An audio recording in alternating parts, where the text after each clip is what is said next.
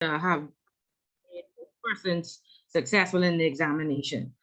Okay, so please, like I said, talk to your families and get a little break. Um, Ask them please to support you for the next 5 weeks with the kids and picking up from school now. I guess school is back in full effect and with some of the household chores, so you can make it through this. And I promise you, when I speak to the ladies, that seems to be the biggest issue. It's not that can't, um, they don't understand the information.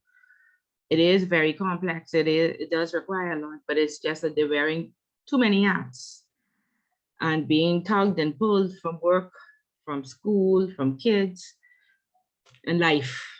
Okay, so life happens. So sometimes you just have to ask for help and take a little break and focus, and you'll be surprised at how successful you are in this course. Now that you're at the second level, um, many persons who, the first level was, do I even want to do this? Is compliance for me? I have a little bit of interest, but now we are on the second level. And so almost 90% of the persons that go to the second level want to go to ICA. Okay. And so therefore on this journey, you need some support. You can't do it alone. Okay. And so Miss Bullock gets stuck with all of that. I just have to let it sink in. Okay. Because like I say, my next pass completely falling apart and it about to end. And so I don't want that to happen here. We have 4 more weeks. And this, like I said, this chapter is a refresher from intro. Some of you weren't in intro, and some of you may not need a refresher, and some of you may need a refresher. So you can give me some feedback, or the persons who are comfortably sitting with the information from chapter 6 can give us some feedback. Okay, so that's where Miss Bullitt is at. I don't want you to run out of time. And like I said, compliance on the whole calls for a little bit of organization, because you have to do research and you don't want to be overwhelmed and pushed to make a fast decision. I always tell persons, when it sounds too good to be true, or I have to do it now, I always say no, because I don't like to be pressured into making a decision. And normally I have to take in some information, lie down, wake up 3 o'clock in the morning and repeat it to myself. And then I'd be like, okay, now I fully understand. And this is the best decision that I can make at this point. Okay, so yeah, just give me some feedback and tell me how you feel. Renika, you put something in the chat. You said, everyone, Ms. Bullard, a question as it relates to ICA. I heard it's mandatory that applicants have a degree. Is this true? No, it's not mandatory. We have had persons that had like 10 years of experience, and some other certificates, and they were able to get into ICA. So they're not hard and fast on a degree, but they will look at, they want the experience level to be balanced if you do in the absence of the degree. Okay, so it's you take your I guess resume into Miss Dean, and she will send it on to ICA, and they will peruse it and determine if they can accept you into the program once you have that level of experience in the absence of the degree. Okay. Okay, good. So anybody else with feedback? How are we? Are we comfortable? I have 2 persons on my list with the civic organizations. Do we have anybody that attended? I think 1 or 2 of you promised last week. Ms. Bullitt, don't worry, we could do this. We get this 5%. Is there anybody this week?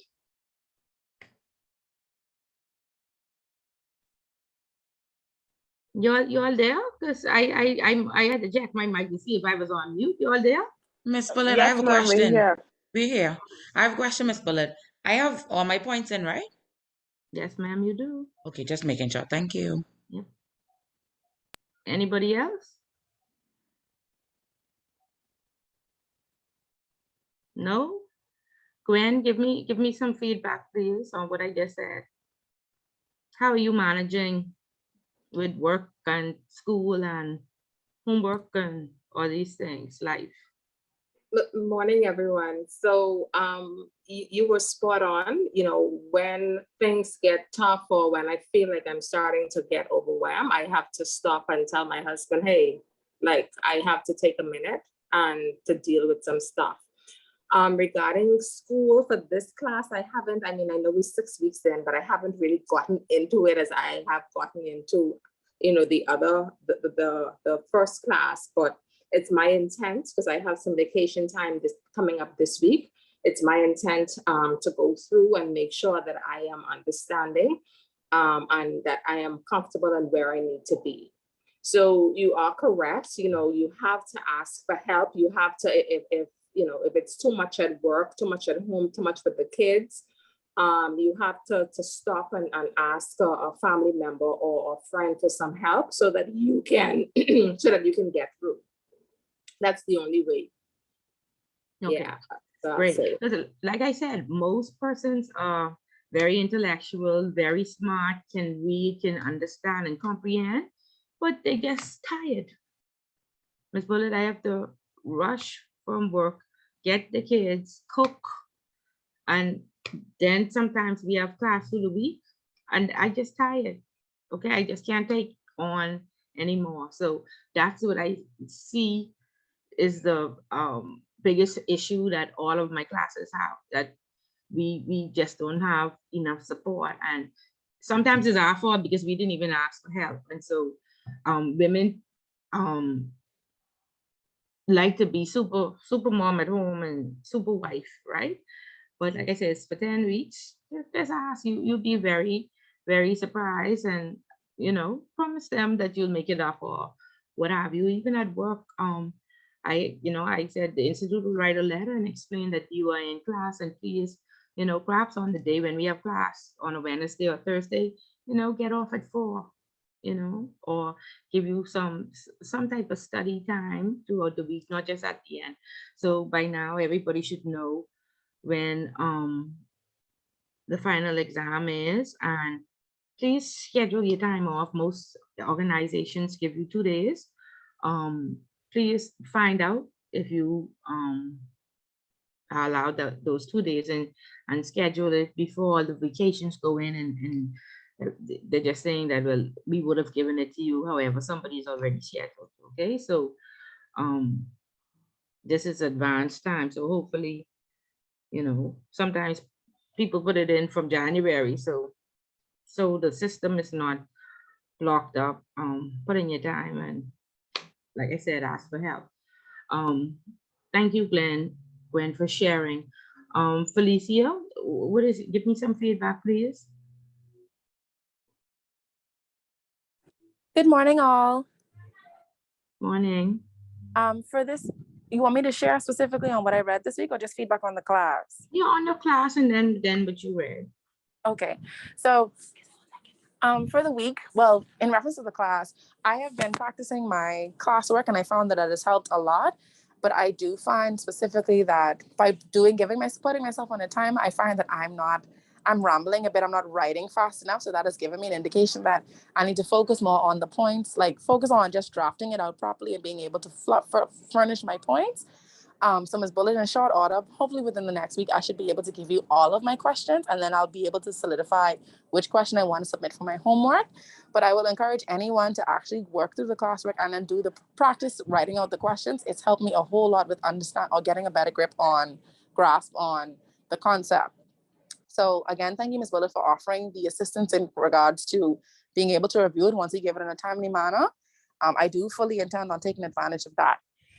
I did not attend a civic meeting this week, but I did read the paper, and there was a lot of topics that I think we'll probably talk about today. But specifically, I don't want to talk about the social aspects. I really wanted to talk about the article that would have referenced the mismanagement of the funds for the food program. Okay. And I thought about our corruption index in that regard, and I wanted to know, Ms. Bullitt, specifically, do the relative bodies, do they pay attention to instances like these in terms of it being something that, I know that the IMF would have given money in terms of hurricane relief and all that good stuff, but I wanted to know, would publishing articles like this with mismanagement of funds for the food feeding network, does that also affect our corruption index? Of course, because it would have been the government managing, you know, they would have outsourced that to, I guess, the Hollow West Coast or the Miss Larson. However, Right. they are still responsible. So you can, how do they say it? You can share responsibility, but you're still accountable. Even with no matter what outsourcing, you could say, my IT is managed in Cayman. It's still your responsibility, the person on the ground. Exactly. Yeah. So the government, any backlash will be on the government not managing it properly. But I'm also baffled at the fact that reoccurring governments or bodies would have said that they are not aware. How is it that we have not? It's the same thing with the consolidated fund, I guess. But I'm just baffled as to how this can continue to happen without anyone having any sort of recourse. And it goes back to talking about the AG's office and the fact that people go before the court and no one's being charged. Case in point being, the minister now still speaking in the capacity of a defense attorney, and I'm just trying to figure out, like, how is it that we're still like in this day and time, how are we even able to be publishing these kinds of things knowing that the world is watching us? I that's just because they are blind. They are very blind to what is happening, and they've been in a box for so long. And mind you, he was excellent at law. Right. Things like that was it. He was excellent at law, but very, and I have another lawyer friend, seems very excellent at law when it comes to economics or finance or anti-money laundering. His car always getting repossessed because he don't believe in paying back his loan. You know, anti-money laundering, oh, it's just a bunch of laws that they put in place for the poor people or to control you, or, you know, foolishness. Okay. Well, and when the minister stands up and says that if it was me, this is how I would have won on a technicality. right. It's Well, foolish. besides that and all of the other side conversation that I had, another article that I really thought was interesting to, or I'd love for the class, or well, just to make point out, was the fact that we are now trying to question all of those businesses downtown. And I laugh because we just talked about this last week, talking about them being fronts for perhaps nefarious operations. So I'd love to see exactly who's going to be the relative body that's going to actually investigate if in fact those downtown storefronts are cover-ups or Well, it's the FIU. The FIU will initiate the investigation, and I guess the police, and I think they have some police on staff. The police then actually goes out and, you know, completes the investigation. But all of that, if it's financial crime, it's sent through the FIU, the Financial Intelligence Unit. And what is stemming from this, I don't know if you're, I mean, we've been talking about it. The Compliance Commission has regulates that area now. However, most recently, what's the name? Melanie Griffin, her husband, was killed. Yeah. So her husband was killed most recently at their home. And in August of last year, his accountant was killed at his home. Okay. And they are in court for a jewelry store, Park Lane Jewelers, I think it's downtown, as well as on Paradise Island, where it was purported that they were like CEO and CFO of the company, and they made, let's say they made $2 million. The story is in paper, so you can read it for the specifics. But let's just say they made $2 billion during the pandemic. However, they purchased the jewelry on consignment, which means like they have an agreement where once the jewelry is sold, then they pay. However, the person or the owner who they have the contract with,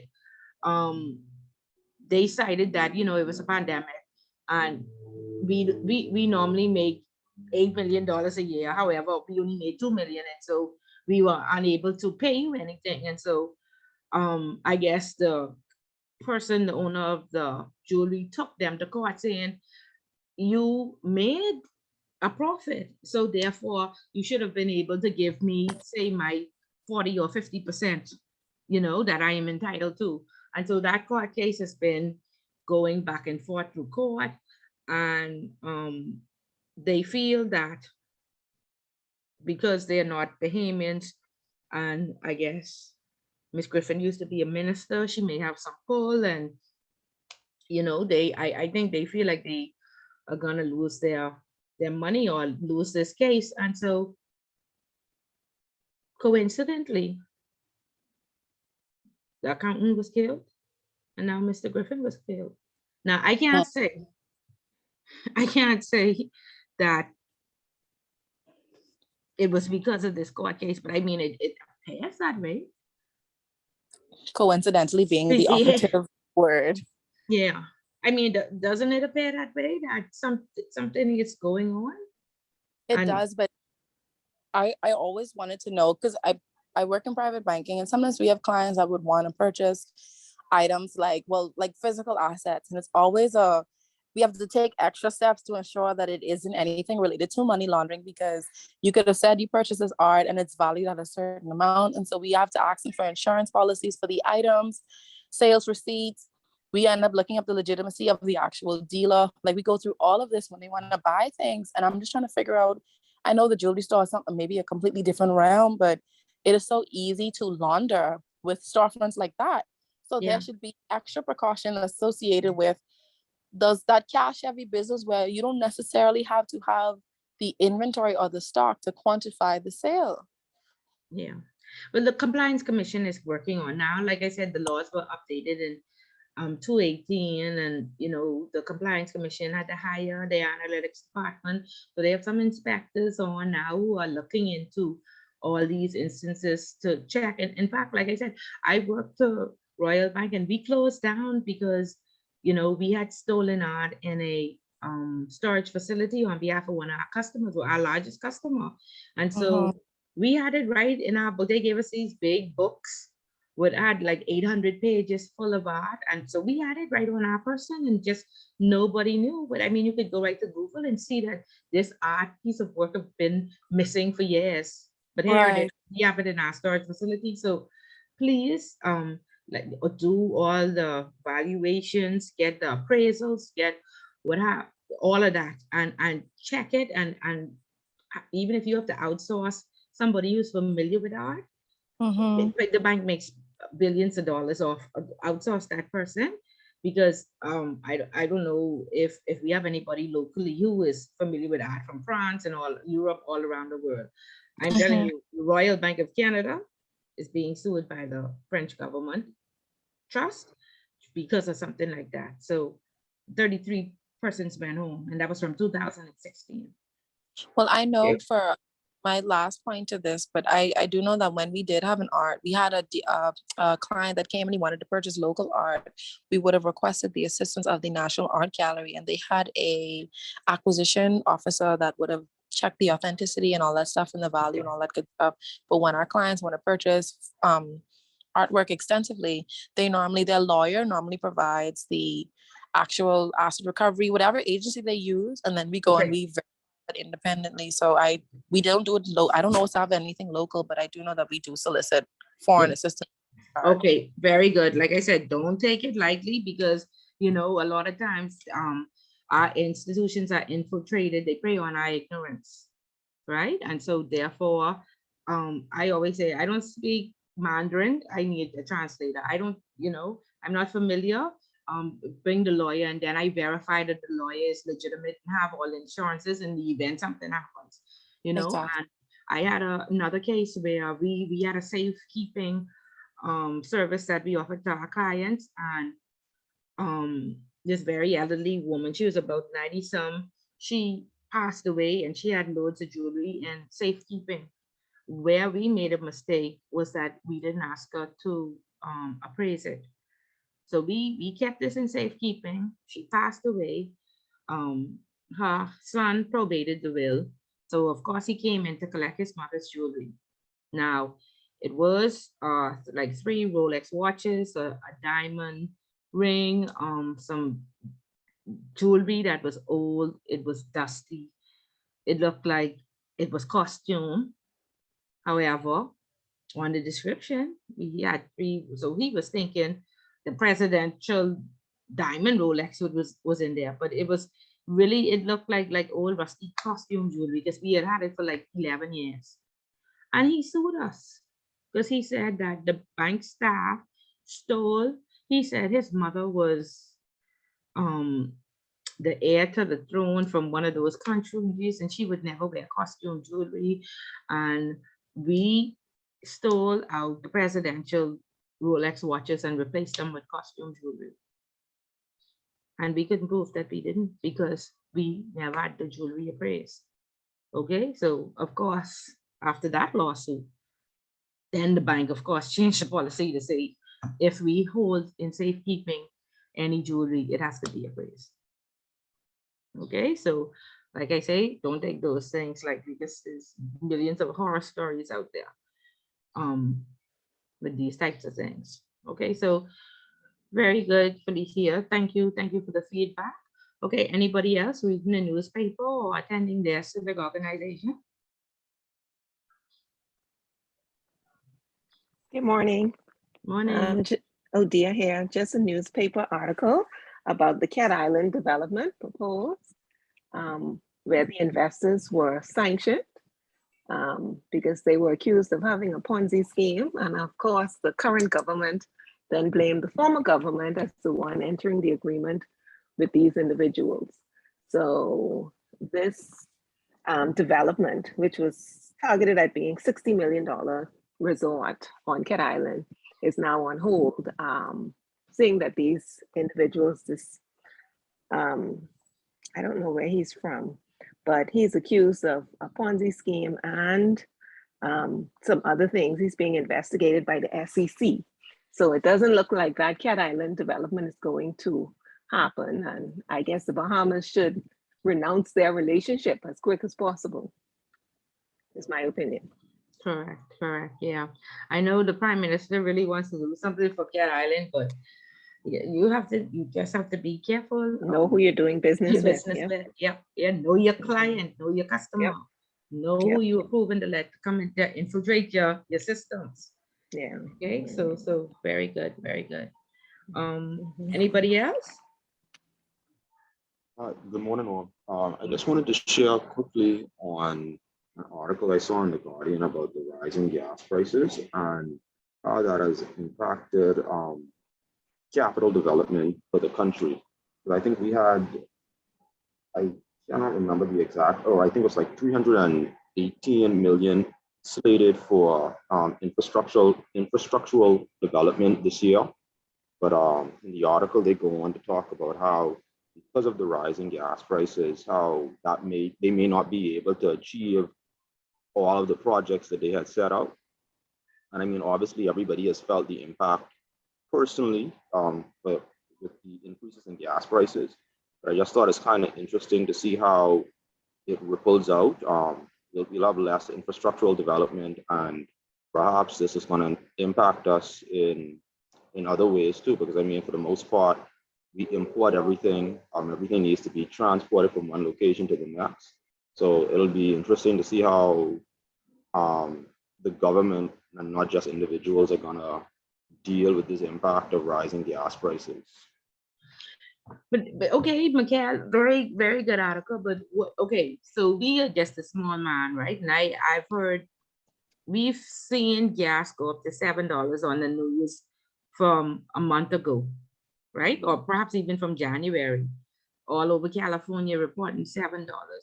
So we knew that it was coming. And so everybody was talking about futures, right? Purchasing futures. We know what futures are, right? Right? Right. No. Can you That's how explain? You want to explain what futures are so everybody will have an idea? Sure. So I guess a brief understanding of futures is basically where you enter into an agreement with a supplier to purchase a product or a service at a set price. So like today we're in April, so I might enter into an agreement to purchase gasoline 3 months later at $100 a barrel. So regardless of whatever the market price is, that's the price that I have locked in. So now, like, let's say if the market price is now $120, because I have a futures contract with you, you still have to sell me that gas price at $100. So I win. But if it goes down, like let's say it goes down to $90, well, I still have to pay you the $100. So that's Correct. I think that the shortest or most basic Way definition of to it. understand, right? Like when Nikki is saying, when Nikki and Mikey ain't working, okay, when Nikki, I'm to work. No, I'm okay, to work. okay, So, okay, that's fine, that's fine. Okay, like she said, what Shell did. Okay, Owen, you want to say something? You want to ask a question about this topic? Not about this topic, but about something else. Okay, so wait, okay, so we'll come right back to you.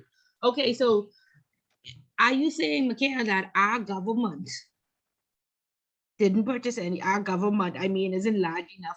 We don't have an investment services board, we don't have traders, we don't have, what is that what you're Yes. saying? That we don't have the Ministry of Finance Ms. division? Bullard, What are you um, saying? with reference to an earlier article, I think maybe earlier in this year or late last year, under the previous administration, we were purchasing gas, oil under a futures contract that should have been renewed, but there was a lot of speculation and guessing as to why we stopped doing that. But long and short is somebody didn't renew a new contract, and now apparently we stuck buying gas at market price. Now, I don't know what was going on in finance or whoever's responsible for that, but our government should.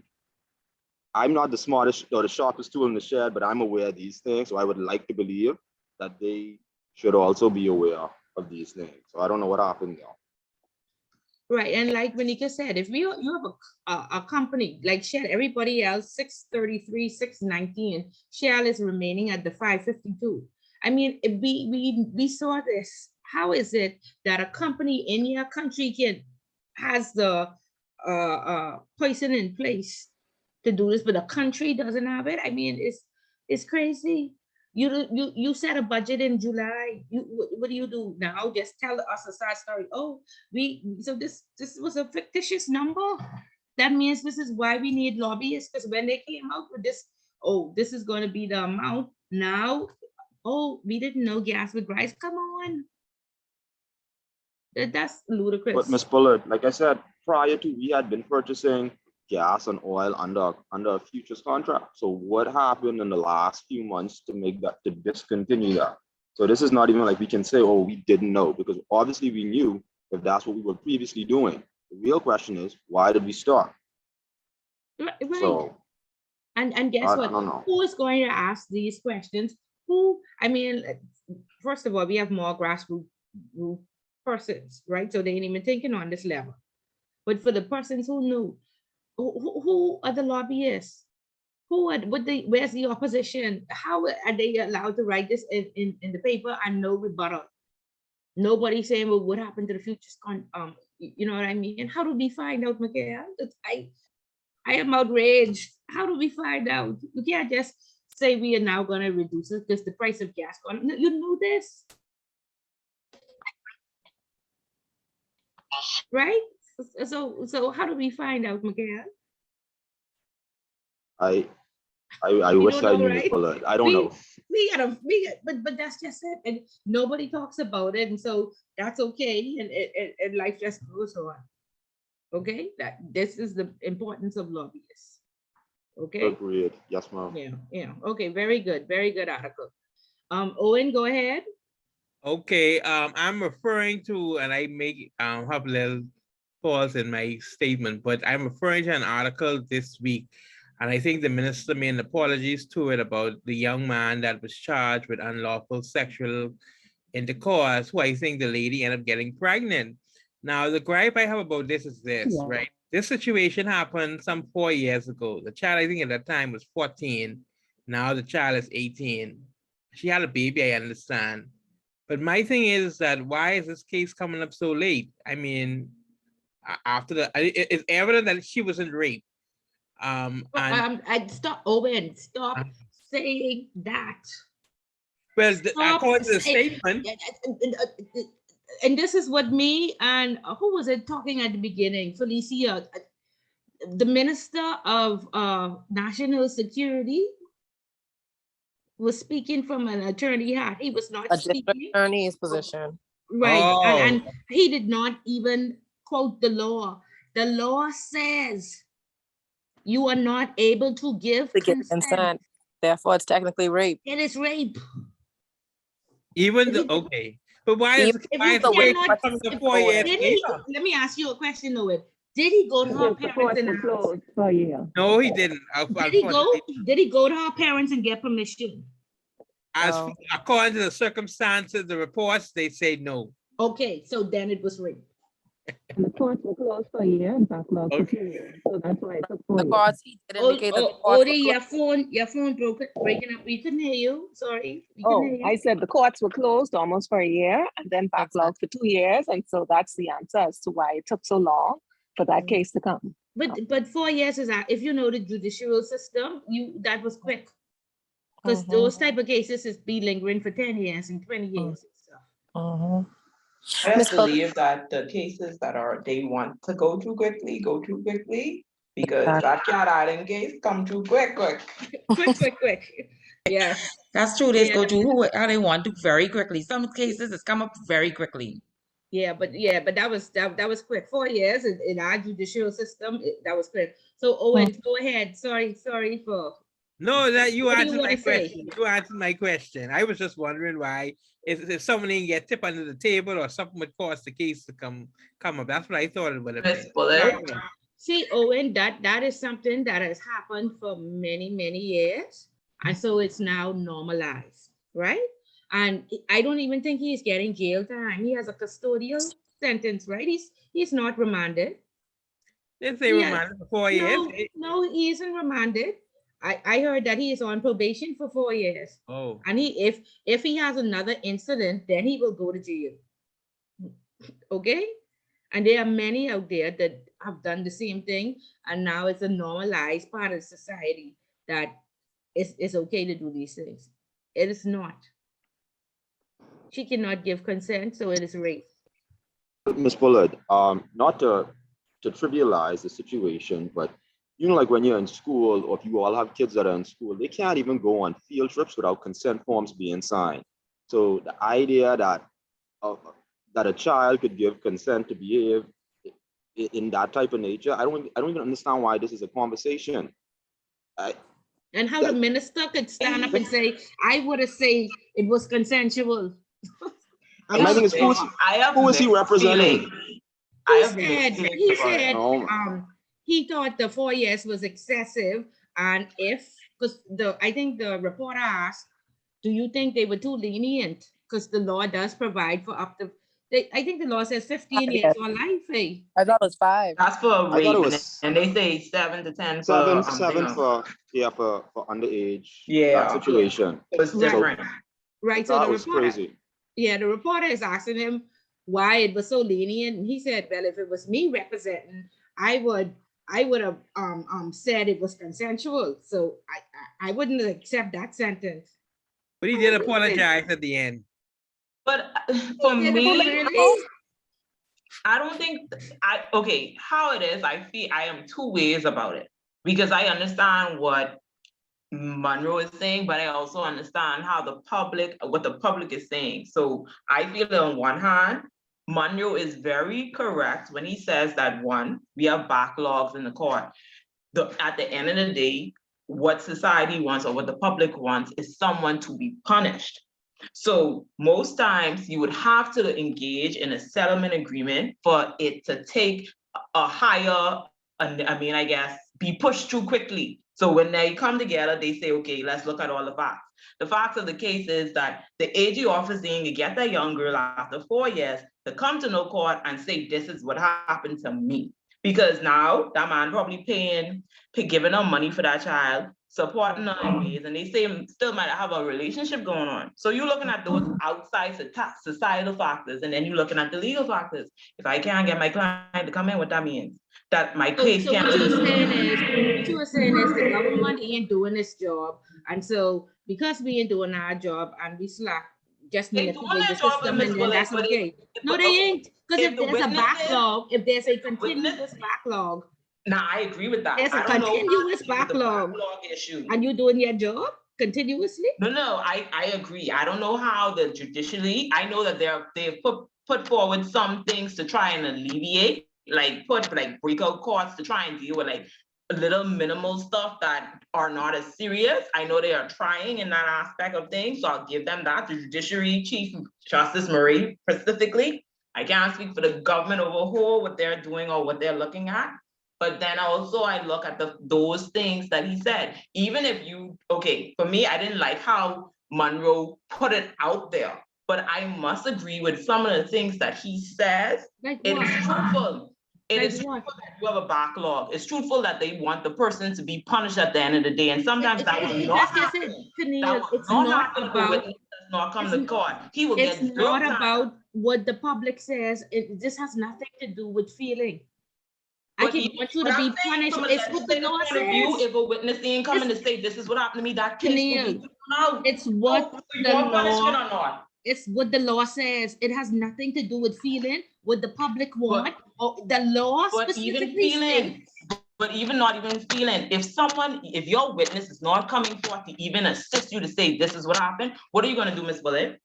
Your hands are basically tied. What are you gonna do? And then if that mother ain't coming forward and saying, okay, yeah, I agree, Tennille, and there's only No, the Tennille, law, nothing the about law, it the gonna law is a happen. little Tennille, different. Yeah, the law is a little Tennille. different, because if you have a sworn confession, if you have a sworn statement, all of that We is have a used whole living in baby. court. Yeah, We have a yeah, we have a yeah. 4-year-old child, and So, we have You know DNA. they could revoke their statements, right?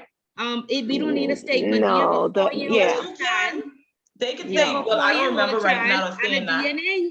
Well, he plea Come on. out because there was more evidence obviously against Right, him. a I baby. agree there that was- he pleaded out, and I agree Right. to all of that, Yes. but I agree that a Yes, settlement Palmer. agreement Yes. sometimes is best, because when you look at the different aspects that you would have to deal with and then keep on going back to court, and then you get long adjournment dates. I Yeah, agree. but And it's keep in again, mind, that's keep the in mind if system. this witness, if It's this just witness switching was going to shoes. say no, yeah, But if she was not Tennille, cooperative, he would have pleaded not guilty. He pleaded guilty because he knew that the evidence was stacked up against him. right, Evidence was there. The when she went to the hospital, that evidence was there, but they were even saying, or they were alluding to, not let me say saying, they're alluding to the fact that most persons who have that situation will not come to court, or they can't find a witnesses to come and do, even if you do a warrant Tennille, or make them Tennille, stand. So I Tennille. find it to be an issue on two ends. Listen, If someone ain't Tennille, helping themselves, what you're supposed to do as a legal person looking at this. Tennille, nobody needed to come to court. There's a baby. There is DNA. There's I nobody agree that with needs to Ms. show Bullitt. up. And then what is he saying at the end of Again, the day like too? I said, I they agree are with Ms. Bullitt. using, they are No manipulating. question should be Two-sided, and asked. we only looking at one side. I say even if No, it's, they even if the evidence and legal stuff there, is other things that are factored in. And if you don't see that, I can't say. Other No, things I are factored in. understand. I know all of it is a manipulation of the system. I agree with that. Okay, point but like I wholeheartedly. say, we don't need no statement. We don't need no witness to show up. We have a whole baby and we can do a DNA test. That's the end of the story. She 18, she was the baby 4. That's all we need. Ms. Bullitt, Thank you, Ms. Bullitt. I understand that, but I This baby came also about. think that he was right to point out that most times we have to understand that there are other factors playing in. I am to not this as disputing well. that. I am not disputing that there are other factors and there is, but I say all of those other factors are manipulation of the judiciary system. That's all I say. I guess they could be seeing it out, but then they're still taking into If they account fix at the it, end of the day still. if- So if they I fix see the both system. sides. That's my thing. I know that it was wrong. Don't get me wrong. I still think that this man, he should have issued an apology. They should have hit him where it hurts in his pocket. They should have made him do counseling, because something has to be in your mind, because you already see this girl in uniform and everything else, and you're 40. So something in adding up there. I agree totally. He needs to be punished. But then I look at the other issues that come from it and the other factors, and then I'd be like, something, I think we just have to sit down and maybe amend some legislations or deal with Right, Janelle, half of the people don't even feel that it's a crime. Half of the persons don't think it's a crime and they don't think it's right. May I So question? that's the first thing right there. So they people even saying they waste the court time. Because how many other teenage girls having babies, with these 40 and these bus drivers and these 40 and 50, they have That is- normalized it. It's been happening for years, and we turn a blind eye for it That is for very many years equal. now. We're trying to make an example out of one. Look at the most wanted list what they put out this week. Another one for child molestation or whatever. They say him again. The security from one of the government schools. They say y'all ain't lock him up yet. How many more girls? Okay, so they manipulate the system, has to be fixed. You are the minister. You along with the attorney general are responsible for this backlog and these technicalities that persons could continuously win on. Hire sufficient persons. You don't have a backlog for 50 years. Okay, and like I say, we are now going to get this. That's what somebody asked. Corruption perception index. You can see that's what it take. Mm-hmm. When we drop, then we will see. Yeah. Okay. Tania, you wanted to say something else, or you typing? Okay. And Felicia. Okay. Go A ahead. quick thing. We had this whole debate yesterday at work as well, and we were talking about perhaps rape. We've been debating rape for a few weeks now, and I think we definitely need to have a referendum in regards to defining or sitting down and figuring out what we need to change because the laws are antiquated. I understand that Mr. Monroe was specifically said he was just pointing out the loopholes in the law, but that brought to we had the question of maybe consent shouldn't be related to age, simply because, like the young lady was saying before, there are two sides. Don't get me wrong. Wrong is wrong. As an adult, you should know better, regardless if in your mind you are not mature enough to understand that this is wrong, regardless if that 14-year-old presented herself as an older, it doesn't matter what the scenario is. But I do think the fact that her parents would have had to sign to say that they wanted to press charges, regardless if she said they're in a relationship, they're going to be together regardless, it doesn't matter. Because I understood her parents were the ones that would have had to file the actual complaint because they are the only persons technically that can give consent. Okay, fine. Maybe we should look at consent as yes and no and not necessarily age. Maybe he should have been charged with unlawful sex with a minor, not necessarily rape. Regardless, it's still wrong. But I do think as a country, we need to come together, sit down and define what we want to. Sure. Sorry to disturb you. I don't think he was charged with rape. I think he was charged with unlawful sexual Correct. assault. So Right. he was Okay. charged Right. with rape. Or was It wasn't rape, statute? yeah. No, it's statutory rape. Statutory rape, right. Okay. Statutory. Statutory rape. Okay, well then that clears it up then, because I was under the impression that he got charged with rape. I'm like, okay, well, wrong is still wrong. I am not condoning it. But if in fact that young, because it brings my attention to, okay, what if the young man is 16 and his girlfriend is 15, and our parents decide that they're gonna press charges? That 16 and that 15-year-old could have been in a relationship, and I'm not the moral police. So are we gonna charge a 16-year-old with statutory rape because he's a few months technically older than his girlfriend? It's a slippery slope. So I think we need to sit down and figure it out what we want to do and have a referendum. That's my 5 cents. Yeah, but I agree, but I think it'll be split because even though he's 40, a lot of persons don't even, they think it's okay. They don't even see it as, they saw it as wasting the court time. So So then It also doesn't help. It also 15, doesn't 16, yeah, you'll go to jail. You'll go to jail too. There's a case where 3 boys in one of these private schools, they were caught having sex with a girl who was in grade 7 or 8. She was only 13 or 14, and they were only 15 and 16, and they got expelled from school, and they are out on bail for same thing, statutory rape, because she wasn't allowed to give consent. Wow. I think all of our laws need to be revisited and updated because We just did that in 2010, Jazz. And in really, 20 years, yeah, we but just so did they just write it over again and not, put I it mean, out. only the financial laws, really. We And, need to and what are we find- doing? Allowing children to give consent to sex when we rewrite? I'm just wondering the point. If it's my I child, don't- no. No, but guess what? I don't know how true this is, and I really need to look it up. But somebody said, America always talking about other countries, but they said the legal age for marriage is 11 in America. Has anybody What? ever heard that? I think in states like Missouri and a few, yes, I think it's 12, if I'm not It mistaken. is true, but they still need consent from their Right, they parents. get a But it letter is from true. their And it's parents. only They can certain also- states. But they can also be considered an emancipated minor once, in fact, they would have written to the court to be considered one. They have to file a whatever complaint, and they can actually be emancipated without their parents' consent. But to be married at the age of, I think it is 12, if I'm not mistaken, Oh, they okay. can simply get a letter from their parents giving them the okay, and they can be legally married in particular states.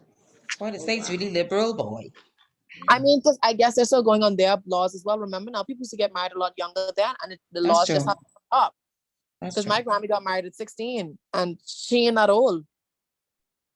Right, yeah. My aunts That's and uncles too got married at 15 and 16, but I don't know. Whatever the law says, whatever the law says. Maybe we should just put sex education in the schools and talk about these issues before they become issues, because the law ain't gonna take care of everything. Some things we have to do as ourselves and implement stuff in the Ministry of Education so that it doesn't get to this point. That's right. They have a so-called sex education program Well, in schools. It's supposed to would be open to, and don't say family life, because family life don't teach you much of that. That's their Yeah, version of sex education. We have the same Rebecca system for 25 years and never updated, never changed. So many Exactly. things need to be, the whole school system needs to be revamped. And not only school, it's the parents.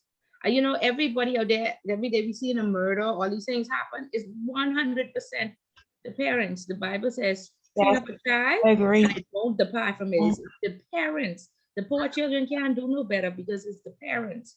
So please, as parents, take responsibility for your children. It's not the government, it's not the school, it's not the teacher's fault. And I hope for sure you all saw that during the pandemic when you all had to keep your own bad little children and make them listen all day long. So please do what you need to do at home, because that's where I'm at. The parents need to be reformed. It ain't the children. It needs something for the parents. Right, they need to start it earlier, yes. Yes, I agree, Ms. Bullard. 100%. Yes, 100%. Your child acting out is you. Yes, I agree. Yeah. Fix that. Fix your What house. if you have a Fix bad your child? home. I don't think you Then should you put it beat on your the bad church. child. You have bad children. I'm sorry to tell you all that. I see some bad children and some I hot see some children. Tuangala. From where? It's hard. Listen to Small me. children You bad. can't hold them. Jasmine, okay, so fine, there are some bad children, but do we not see the children who online on the TikToks and stuff? There are some children who singing never would have made it, and some other children saying, how low can we go? Correct? And these babies like 2 or 3. Yes or no? Once again, it come back to the parent. But I don't let my child talk right, about how that's low the can she go and she environment. only 2 or 3 for me to break her back. Okay, thank you. But some parents online recording that because they think that's cute, That's true. right? Okay, so And it it's starts. Like, That's it's right. train up a child and they will not depart from it. Train it up. Yeah, all of us was little fresh and Let's get in our Pilates. hand, but we knew better, right? And we knew what our parents would have done to us. Now our parents was too strict, and I think we Exactly. too slack. I think we too slack, because I tell my children, like on a Saturday, my daughter is come, she has 10 things to do on a Saturday. You know what my Saturday is? If I wanted to go to the mall, I had to iron for the entire week. I had to clean the entire house. Yes, And then ma'am. I had my own money, and because I had to save some of my lunch money, and I had to get a ride there and back. I couldn't dare ask my mommy, but drop me to no mall and pick me up. And they're still liable to tell you no after you didn't clean the kitchen and wash the windows. Exactly right. And I talking about hanging clothes on the line, washing, waiting for it to dry, and then you ironing for the week. That's right. You But- gotta pick them up, phone them up, everything. My daughter come and she say, "Mommy, I have Rotary at 6 a.m. I have my driver's test at 11. And I have a party at 8. I said, "My house clean, miss?" I said, "Talk to me when my house clean, because I can't even hear you right now." That's it. And I talk about every week. Every week. Is the parents what you instill into a child. Some will go astray. But if the Bible ain't wrong, if the Bible say train them up, and they ain't get the pass, the Bible wrong? No. Okay, they only get put out what you get, what you put in. Yes, Ms. Ballard, Yeah. I agree. Because if we affirm them at home and show them the love they need, Yep. they wouldn't go out there and find it in the arms of a man or in a gang. Okay. You know, it starts at home. Home is the foundation. I disagree, but that's just my prerogative, because some kids Yeah. get the word and they still go there and they make a determination that they're just not. I've watched kids who come from loving homes, 2-parent households, and when you ask them why they want to be rebellious, it's like, oh, I just wanted to see. Some children just have a mind of their own, so you can't really. I agree with you. You have to leave them in the hands of the Lord, because some kids are determined to just be the things that they don't like. You can't change a child's mind. I don't care how much you beat them. If they want to be Listen to bad, me. they can be bad. I know I wanted to see, but I also knew the repercussions of seeing. I knew, I used to say I could take my beating when I reach home. Okay, because when I used to get dropped to the Mardi Gras, and my mommy said, "You be out there at 9:59, not 10 o'clock, 9:59." And I decided that I could stay longer with my friends, because my friends didn't even tell 12 o'clock. I was like, okay, this 2 hours could cost me a lot of beating. You know what I mean? So I used to say I could take the beating. Okay, but I knew better. Okay, and as I got older, I the more fair I was like, I don't want to disappoint my parents. They spend all their money, they doing this. So you just choose to go down the right, course or foundation, or so many people watching and you want them to be proud of you. I mean, that's what kept me in that, and I hope that's what keeping my children in that. But I 100% responsible for, that's how I feel. I agree with you, Miss Bullet. My daughter's now gonna be 23. And when you see a lot of times, okay, like Felicia said, sometimes you do have children, because I've seen it, where they grow up in a 2-parent home, loving and caring family, but you have some children that they just wayward, right? My daughter's now 23. As old as she is, she can't come out here unless she clean up. Okay, Or but that's my same thing. You live in my Right. house, you follow my rules. but When you the don't want thing to follow is, my rules, you no longer live in my house. And when I- you grow we up, ain't when you talking grow up about in a that. loving, I grew up loving. She had, but it was only me. Well, she had her father was present, but we didn't live together. I was loving. I was caring. I was supportive. I was very stern. Plus, I made time where we would talk about things. Something happened, we sit down and we talk about it. For her to completely understand exactly right, wrong, actions, repercussions, her reasoning behind things. It's good to spend time talking to your children to understand how their mind works. And so we have a very good relationship, because, like I say, as old as she is, she knows certain things she still cannot do. I can't tell her she's 23. At 23, I already had her. But living in my house, certain things you have to do. And I think that's something it don't start when people just wait till their children turn 15 and then they won't put the foot down, or they wait till children turn 13. No, that's something that it has to take. Children need Yes, stability. They need you wear them for constant. years, You yeah. can't let them do the splits and juggle up, and then you laugh today, and then when you're in a certain format tomorrow and they do it, then you correct them. They don't understand that. Right. So you have to have consistency with children too. Yeah, and the Bible also says you are known by the fruit that you produce. Okay, and so what I've noticed that when I acted out, or when my children act out, there was somewhere in my generation. It didn't necessarily happen in the house that I grew up in, but there was an uncle or an auntie, or I see every good and generational goods in somewhere throughout my family. And I always want to know where they see this, or where they were subjected. And even though you were going to be subjected, why didn't you know? Why didn't you choose the high road? Whatever you practice, you become. I see my auntie do this all, and I love my auntie, and she's so good to me. I won't be just like her. So some things, as I got older, I say, I may like to do this, but I don't want my children to do this. So I had to choose. Okay, so it's just my point of view. I necessarily right. I agree with that Other- 100%. I agree with that. Yeah. You are known by the fruit you produce. And I tell her that all over. So you trying to tell me this how I is, So there you go. Yeah. And normally your children go to another extreme, another level. I've seen one or two parents that are bipolar and their children become autistic. Okay, and when we do like an evaluation of how this happened, they say you are bipolar. Like they pick up this bipolar trait and something else happened, the child became autistic. So yeah. Anyway, okay, good discussion, guys. Good discussion. Customer due diligence. Do we need a refresher, or even the persons who were not in intro, they comfortable with this chapter, or do I just need to run through it quickly? Can I have a response from somebody who was an intro and then somebody who was not an intro? So somebody who was an intro is Owen. Owen, where are you with chapter 6 and customer due diligence? You need a refresher, or how are you feeling? I'm quite comfortable with customer due diligence, especially as it relates to the level of risk and the due diligence required for a low risk, and then the one that's required for an enhanced due diligence for medium to high risk. So I'm kind of comfortable. Okay, and you good with the statutory requirement of identification? Because basically this is what this covers. The statutory requirements would be the law, right? Yeah, remember there were Required by 5 law. statutory requirements.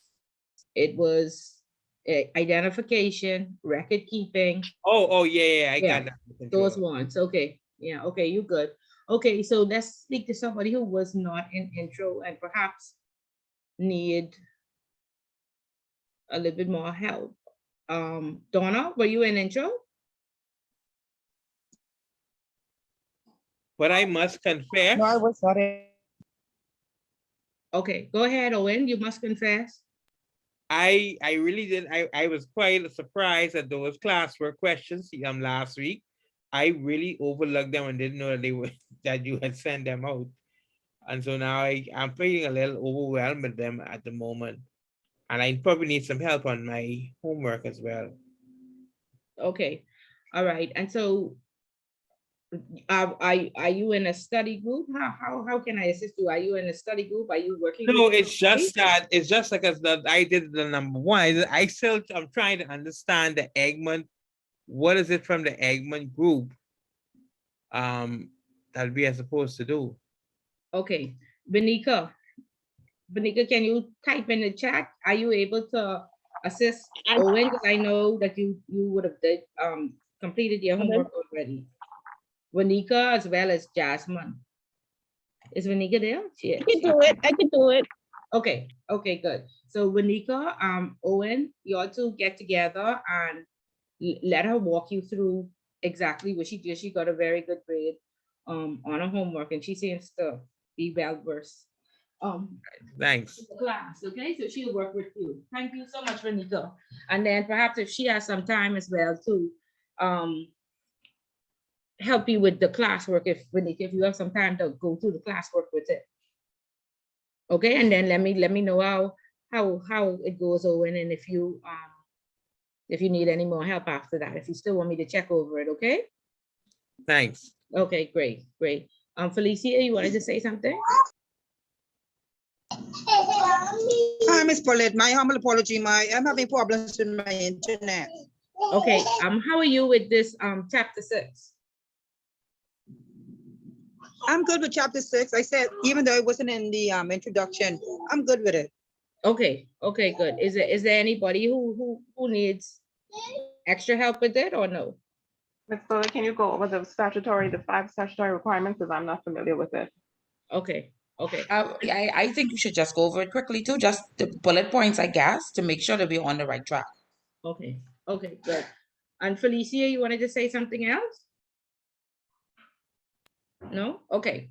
So risk-based due diligence, again, from recommendation 10 all the way to 24, it talks about due diligence. Okay, so that's 14 FATF recommendations that all fall under customer due diligence. And so statutory requirements are required by law. And so this means that every institution that falls under financial services in the Bahamas must carry out these tasks or they will be fined. Okay. And so what chapter 6 talks about is the statutory requirement of identification. So you must identify a customer. You must keep records for 5 to 7 years after their account closed. You must monitor those customers after you open their account, after you would have identified them and approved their account. You must, Donna, can you mute your mic, please? Let's see if I can mute it. Okay, she did. Okay, yeah, so you must, let me start over. So there's an identification. You must identify a customer.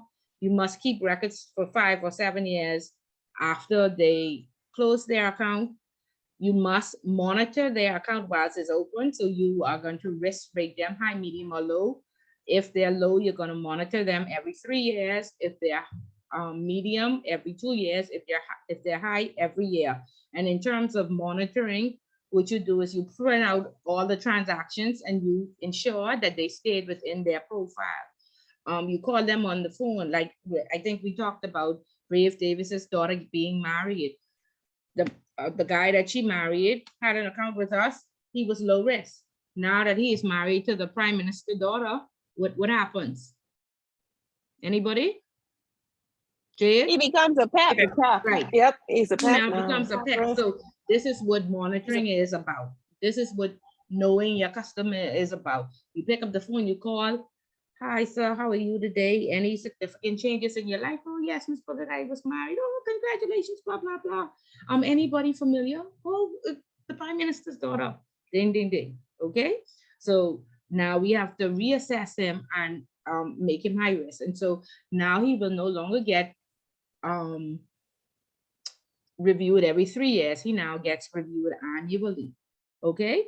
And so there's a review form that you fill out. And like I said, you check the transactions and you ensure that he had stayed in his profile and that he stayed within the profile and all the transactions. If it was an account for cryptocurrency or whatever, that's where the transactions went. Okay. So that's identification, that's record keeping, that's monitoring.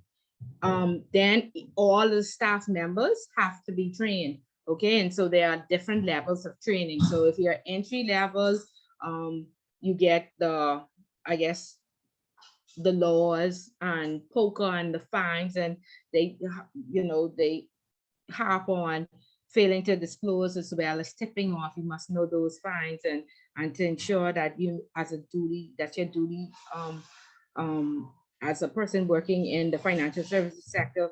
You can't just say, oh, this is above my pay grade, or I'm afraid. You have a duty to report, or you will be fined, or you could get jail time.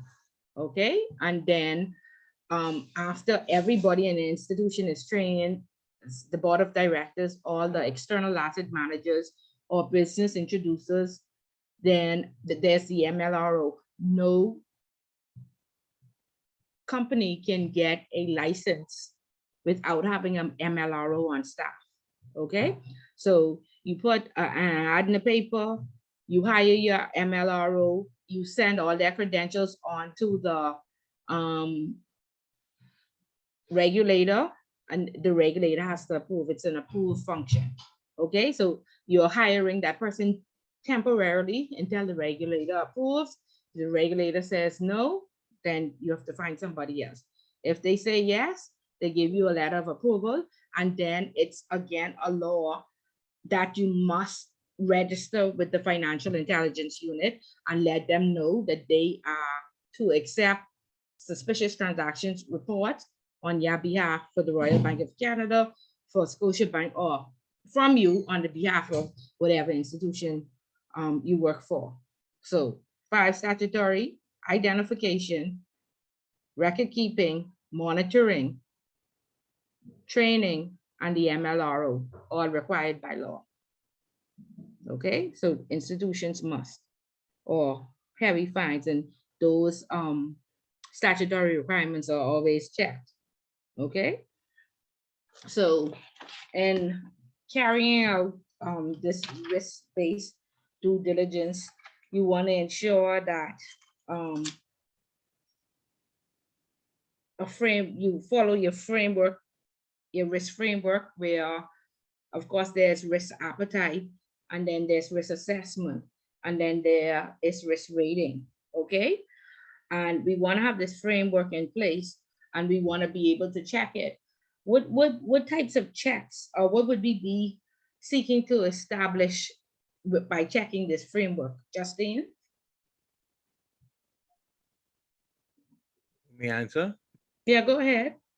That would be like checking to make sure that a person is not a terrorist or a terrorist financer, or they're not trying to launder funds.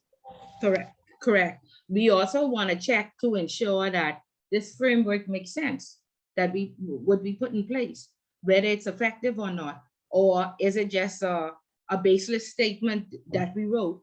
I think I don't know if it was this class, but did we talk about the vision and mission and statement of organizations of your company? Did we touch on that? I don't think so, Ms. Bullard. Okay. No, you don't ma'am. think so? No, ma'am. Okay, so let's just touch on that, because again, a lot of times we just want to check the box, right? They say we need a vision statement, we put a vision statement in place. They say we need a mission statement, we can write one right away. It sounds good. Nobody ever knows it. It's not placed in the common staff areas. We don't recite it ever. And we send it on to the regulator. So when the regulator walks in and say, oh, and what's the mission statement for your organization? First they say, oh, and how long have you been here? Oh, and say, oh, I've been here 15 years. What is the mission or vision statement for your business? Oh, and don't know. Okay, and so what we want to do in terms of that vision and mission statement, the same way we write those statements, we want to ensure that our framework is effective and it makes sense. Like, we don't want to say we don't have an appetite for Russia, but we're a commercial bank. Like, normally offshore, like, we don't have an appetite for Russian accounts, right? But normally that would be an offshore bank. If you use a commercial bank at something, or you say high risk countries, and you list a bunch of countries that you don't do business with, and then you have them on your books. Like I said, we check framework for a company that says we don't have an appetite for PEPs, and then they had the government of Antigua, the government of Angola, very high risk and corrupt, and then another government on account. So this is what we would have written in documentation. However, we don't have an appetite for them. How is it that these accounts are on your books? Okay, so you don't want to just write a bunch of, a very thick book nobody reads, okay? A bunch of foolishness that nobody would read and would not make sense. You want to check to make sure it makes sense. Another very common error that happens when we write policy, we used to have this policy, the AML policy, that said these are undesirable accounts. We don't have an appetite for customers that are charged. And then we have 10 customers that we put high risk because they are on bail. Okay, and so how possible, and these are the types of things that audit is going to check for now, because there are many times we see that we just had these policies and procedures in place for the last 10 years and they never change. They're not updated. They don't reflect the current law, or we might have brought on a new product or service, but we never put a policy in place. Okay, so everybody is doing what they feel like doing. So you want to check it. You want to make sure that your framework is effective, it's relevant, and it makes sense. Okay, So in the statutory requirement again for identification, what the book talks about, they say customer due diligence is carried out by a company for many reasons. The customer could be representing. You have a lot of power of attorneys or accountants and business introducers that act on behalf of the customer. You want to ensure you're complying with legislation. You want to guard against any fraud. You want enable a company to assess the extent to which a customer exposes the company to a range of interrelated risks. So that's where you risk rate them. You get to know them. You check, you carry out your due diligence on them, and then you decide, do we really want to do business with Owen? Do we want to do business with Tania? Okay, what is the risk that we are subjecting or taking on in our organization if we open up this account for one of them? Okay, and so again, full name and identification, you must get the full and correct name. And like I said, systemically, we take this lightly. Oh, of course, we get the person passport. That's no problem. One of the biggest issues across the organization and systemically in the financial services sector, the passport name. Don't let it be a foreign name. We spelling it wrong. If we don't spell it wrong, we using an alias or Tennille, we call it her Nelly. Okay, so aliases, wrong spellings of the name, or wrong, some we spell it one way on some forms, we spell it another, so there's no consistency across the forms. Then we need the permanent address, and again with CRS and FACA, now we get residency, and again you want to cooperate these things and make sense. You can't have a passport out of Switzerland but as a Bahamian, so if your passport and the residency don't have the same city or state, then rather unmute screen mess up. Okay, Justine, fine. Yeah, so you want to ensure that if the passport is different, if you say you live in the Bahamas, then of course you need a work permit, citizens permit, some type of permit to prove that you have a Swiss passport, but you live in the Bahamas. Again, the purpose of the account and the nature of the business. So if it's an individual account and they say this is for school fees or for savings, fine. Once they stay into their profile, they make $2,000 a month. You ensure that their thresholds, they ain't making $2,000 a month, but then they send you the deposit $10,000. Okay, so you want to check for all of that and to make sure it makes sense. If it's a business account, sole proprietor, no shareholders, then it's fine. If they say, oh, we are doing this for loans or savings for the business, then you generate a profile based on what the business makes. Now, when there is an omnibus account, that means that this money does not belong to me. This is, let's say, C-File taking in money to Scotiabank on behalf of customers. We remember Edison Sumner. We want to ensure that they stay in that profile. A lot of times we are just saying, oh, Edison Sumner and Justine are the signers, those signatures match, go send that money to the auto mall and buy him that BMW. But we must remember that this is somebody else's money that they are managing. And they opened this account and they said that this money was for cryptocurrency. So no BMWs, no Rolex watches, no travel for me and my family or for the people money. You are the gatekeeper. Okay, you would go to jail and definitely be fined for negligence if you let all of those transactions go through. Again, nationality, the issue with nationality is a lot of persons leave their country, and we have persons out of Afghanistan that we live in America for, I was living in America from I was 50 and now I'm 30. And you want to ask those questions. Do you still have family in America? In Afghanistan, are your parents there? And one person said, yeah, well, when I wanted a wife, I went back home and I found me a wife. I said, okay, is your wife in America? No, she hasn't been able to come over yet. I say, so are you sending money back to her? Yes. Okay, so then that means that person has ties to Afghanistan. And so, of course, on our stop list or in our risk appetite, we don't have an appetite for Afghanistan, right? And so then, of course, we have the salesperson who is working on commission, come in and say, let's pull it. This person lived in America for 15 years. They're not from Afghanistan. I said, yeah, but he's sending money back to his wife. Okay, and his wife and his kids live there. We don't have an appetite for that. And, they said, oh, you're overreacting, blah, blah, blah. I said, it's on our block list. Oh, I'm going to head office. I have to report you. Go right ahead. Okay, now if head office wants to approve it, then they need to change the appetite and take Afghanistan off our block list. Other than that, they cannot just approve it, because when audit comes in, when the regulator comes in, they're going to say Afghanistan is on the block list and it's not a part of the approved countries. How can you have an account with ties to that country? And of course, they will sometimes have a memo to file or put this explanation, but audit accepted, and sometimes audit says close that account immediately, and people have been let go for that. I had an audit where the regulator came in and said, I understand that some committee was formed and compliance did not approve a few accounts. We'd like to audit those accounts right away. Within an hour, they came back and they said, these 5 accounts must be closed.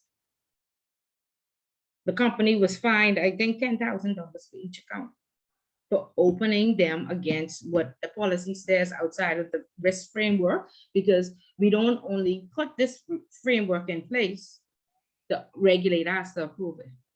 And so if you change, and you're allowed to change it or add a new product or service, but you must update. That's called a material change. You must update and advise the regulator, and they must send back an approval. Okay, you can do it post. And if you decide to go ahead, and this happens a lot in the offshore world, where they say, oh, Ms. Bullitt, go ahead. We're waiting on the regulator's approval. I say, okay. I'm going to have to label this account as high risk and insist that I sign off on all the transactions to make sure no large amount of funds leave the institution until we get that approval. And most times it's not approved because it's outside of our appetite, and they have to do so many things to change and update those documents that they don't even bother. That's 1 or 2 accounts were open and they would just close. So waste the customer and the company time. Okay. Once all of these things are documented, like I said, you want to test it to make sure it's effective, and you want to do various probability tests to see if your system could indeed be infiltrated. Back to the identification section of it, you want, outside of the name and the address and the residency test and the nationality, then you want to check the occupation. Okay, you want a job letter to verify source of funds. If they are high risk, you want source of wealth. And I see now the Insurance Commission has a statement of affairs where I guess they want to know where all the assets come from, where this money coming from, and what they expect. And like I say, another systemic problem. We have job letters on file where persons say I make $100 a week, but I bring in 10,000 and we accept it and we open up the account. It's just because we were not focused on profiles prior to 218. We had thresholds and a bunch of rules that we tried to follow. So you want to ensure that you check that the person has, first of all, we have an institution that did not even ask the customers the right question. So you want to ensure that your form asks the right question. And then once you receive information, you corroborate it. And you may say, Ms. Bullitt, of course, we don't just ask for this paper. Yes, you do, and nobody reads. And nobody reads the references, because the other day, I had a customer come in, say he had $99 million. He was 25 years old, right? So of course I kept saying, where? I jealous. Where this 25 years old guy get this 99 million from? I need to know. And so I said, this just don't make no sense. So he brought in all the documents and stuff for this company or what have you. And I was like, no, something wrong. Like, he 25. So he brought in a reference letter that said he's been a customer with us for the last 20 years and we can vouch for him. I said, wait a minute now. Did he have an account when he was 5? And it took me, I had that file for over a week. I was like, wait, did he have this company from he was 5? Like, you had a bank account at 5 years old. I mean, I know you have 99 million, but did you have it in fact from you was 5 years old? No, I don't think so. So I said, I don't think this letter makes sense unless he is a junior and perhaps him and his father has the same name. And this is, you know, probably an inheritance. So I had the officer, I said, you need to tell me if he inherited this money, where he get this money from, what happening. And so what was found out was that he didn't inherit it. It wasn't his daddy's account. They, in Switzerland, they have these regulatory bodies that, and right here in Bahamas, we have the Securities Commission have like the certified accountants who go out and do the inspections on your behalf. And so it's easy to get a company and everything online or what have you. And so what he did is he looked around for a company that was closing out and he bought like the goodwill of the company. And so they went even as far as to change over, sell him the shares of the company, whatever, and change over their banking account and just add him to it and delete everybody off. And so he essentially got the history of that account, and that's why he could have gotten a reference letter. Now, lo and behold, he has only been a customer in order to open an account with us is 3 years in business, or we don't open your business account because we need 3 years of financials.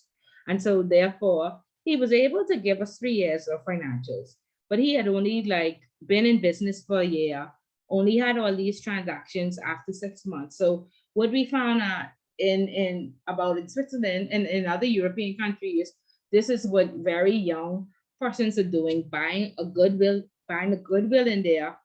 And these already established companies that probably don't have nobody to inherit or sell the shares to a very older man and who coming out of the business. And so it wasn't his history.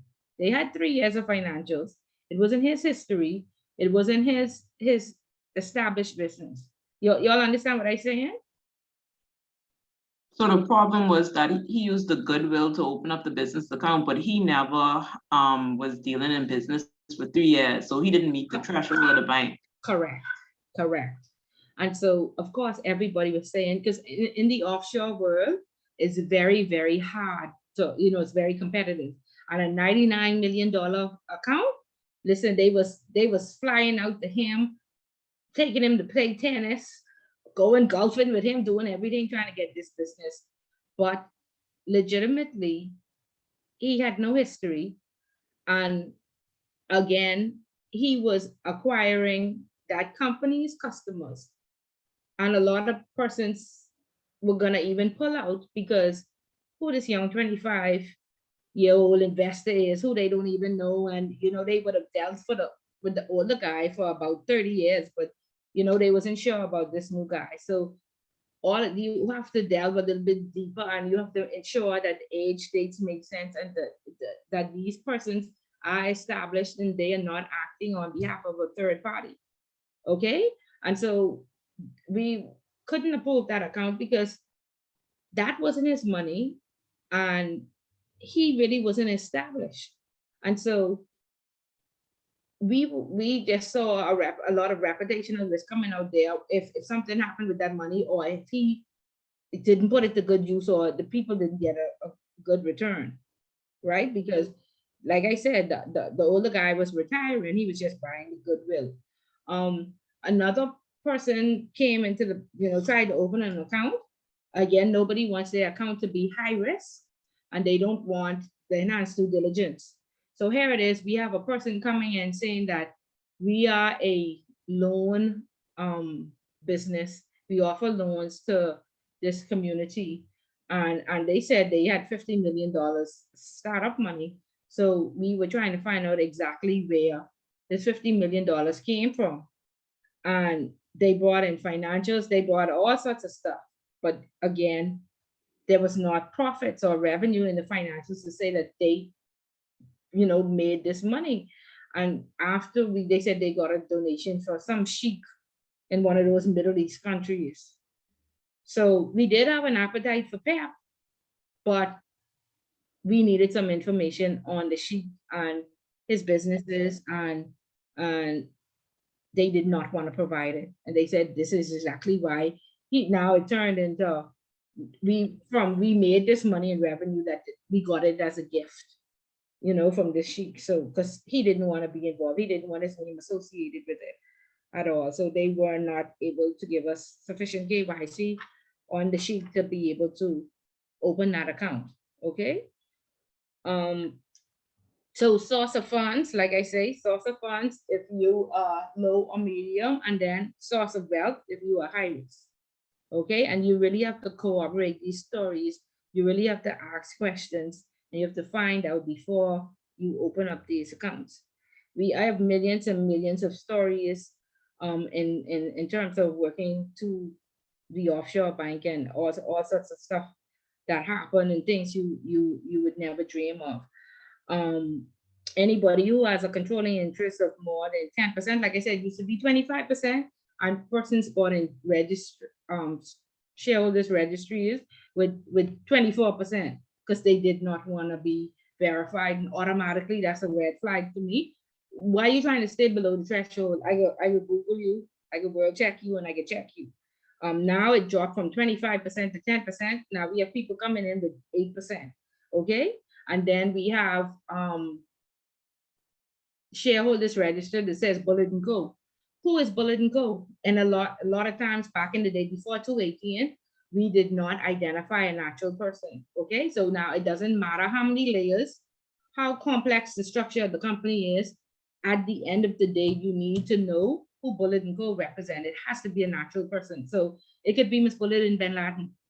Okay, so whenever you see that and Co on the end of a company, you have to say who's the owner of the company. So there should be a nominee agreement to say, I'm holding this share certificate on behalf of Miss Bullet and Monica. They are the owners. And then you verify me and Monica. Okay, it has to be a natural person. You have to get a copy of that agreement, and you must check all of these persons.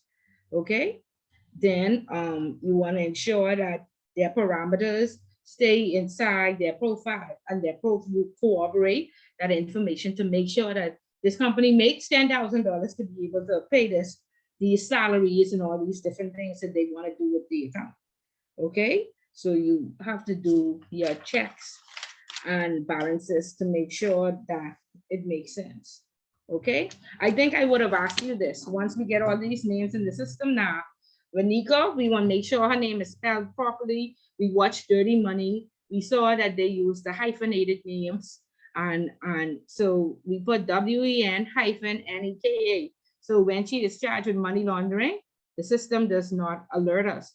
Have we by now checked to see what system,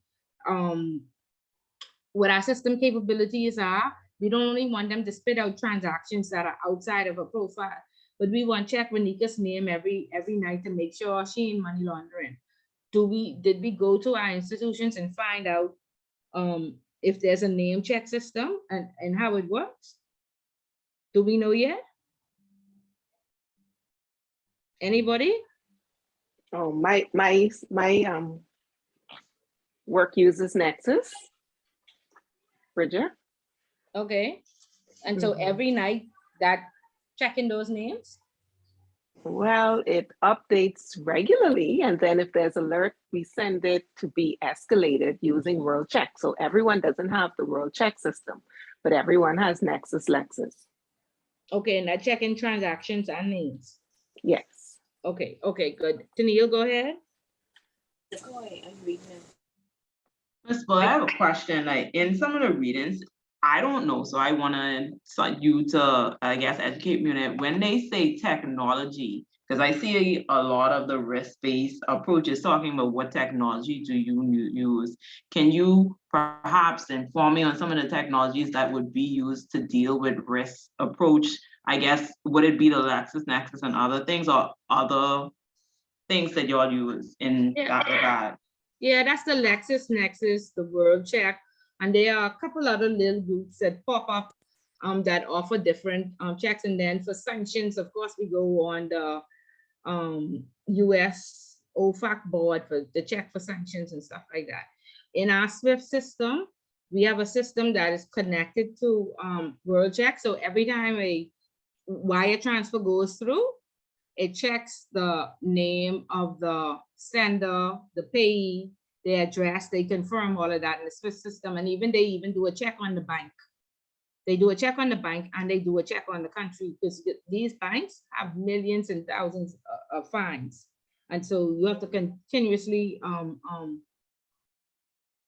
watch all those banks, you know what I mean? And just to be cognizant of how many times they were fined with not following sanctions or sending money to block systems. Yes, okay, yeah, LexisNexis is much more detailed than World Check. So they are the technological systems that we use to nail.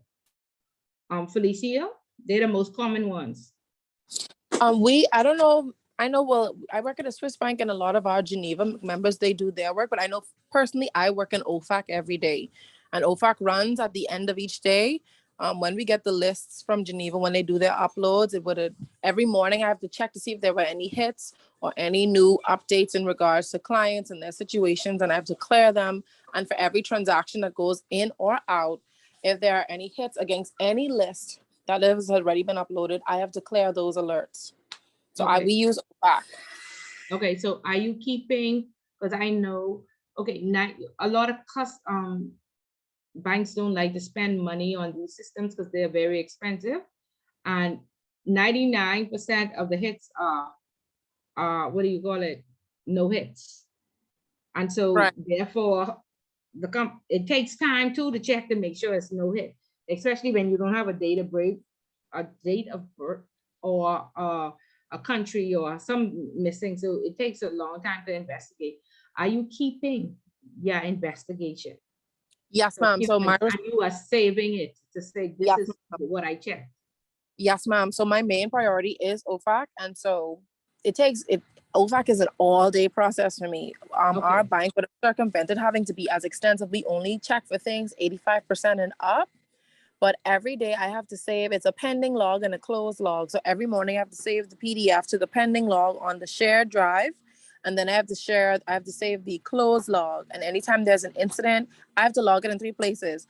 I have to log the PDF. I have to actually update in a physical log.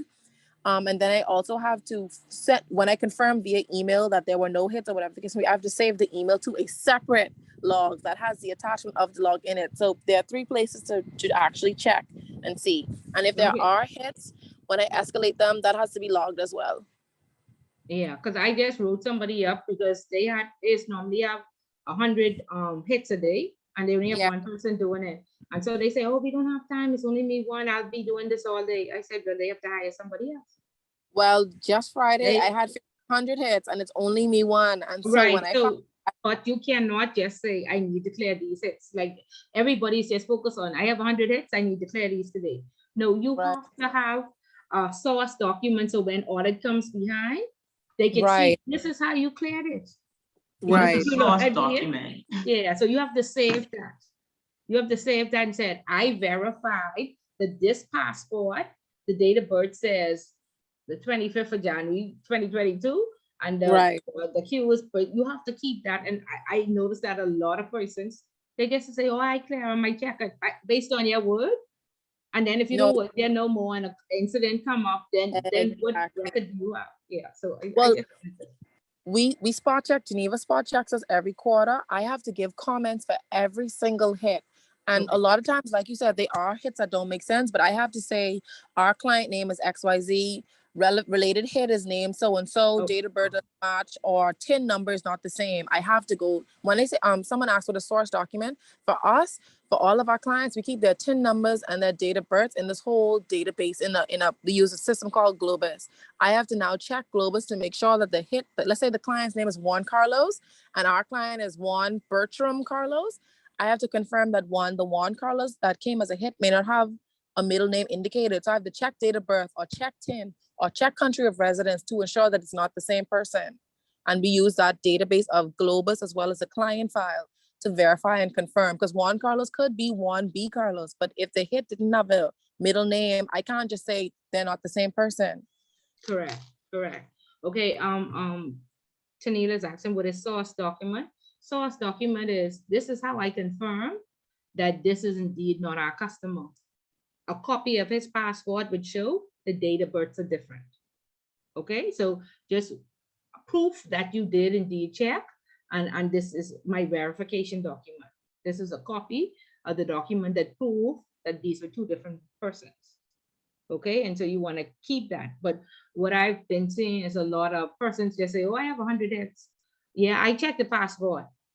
But how do we know you checked the passport? You'd have to have a copy of that behind that transactions to prove that you did indeed check it. Okay.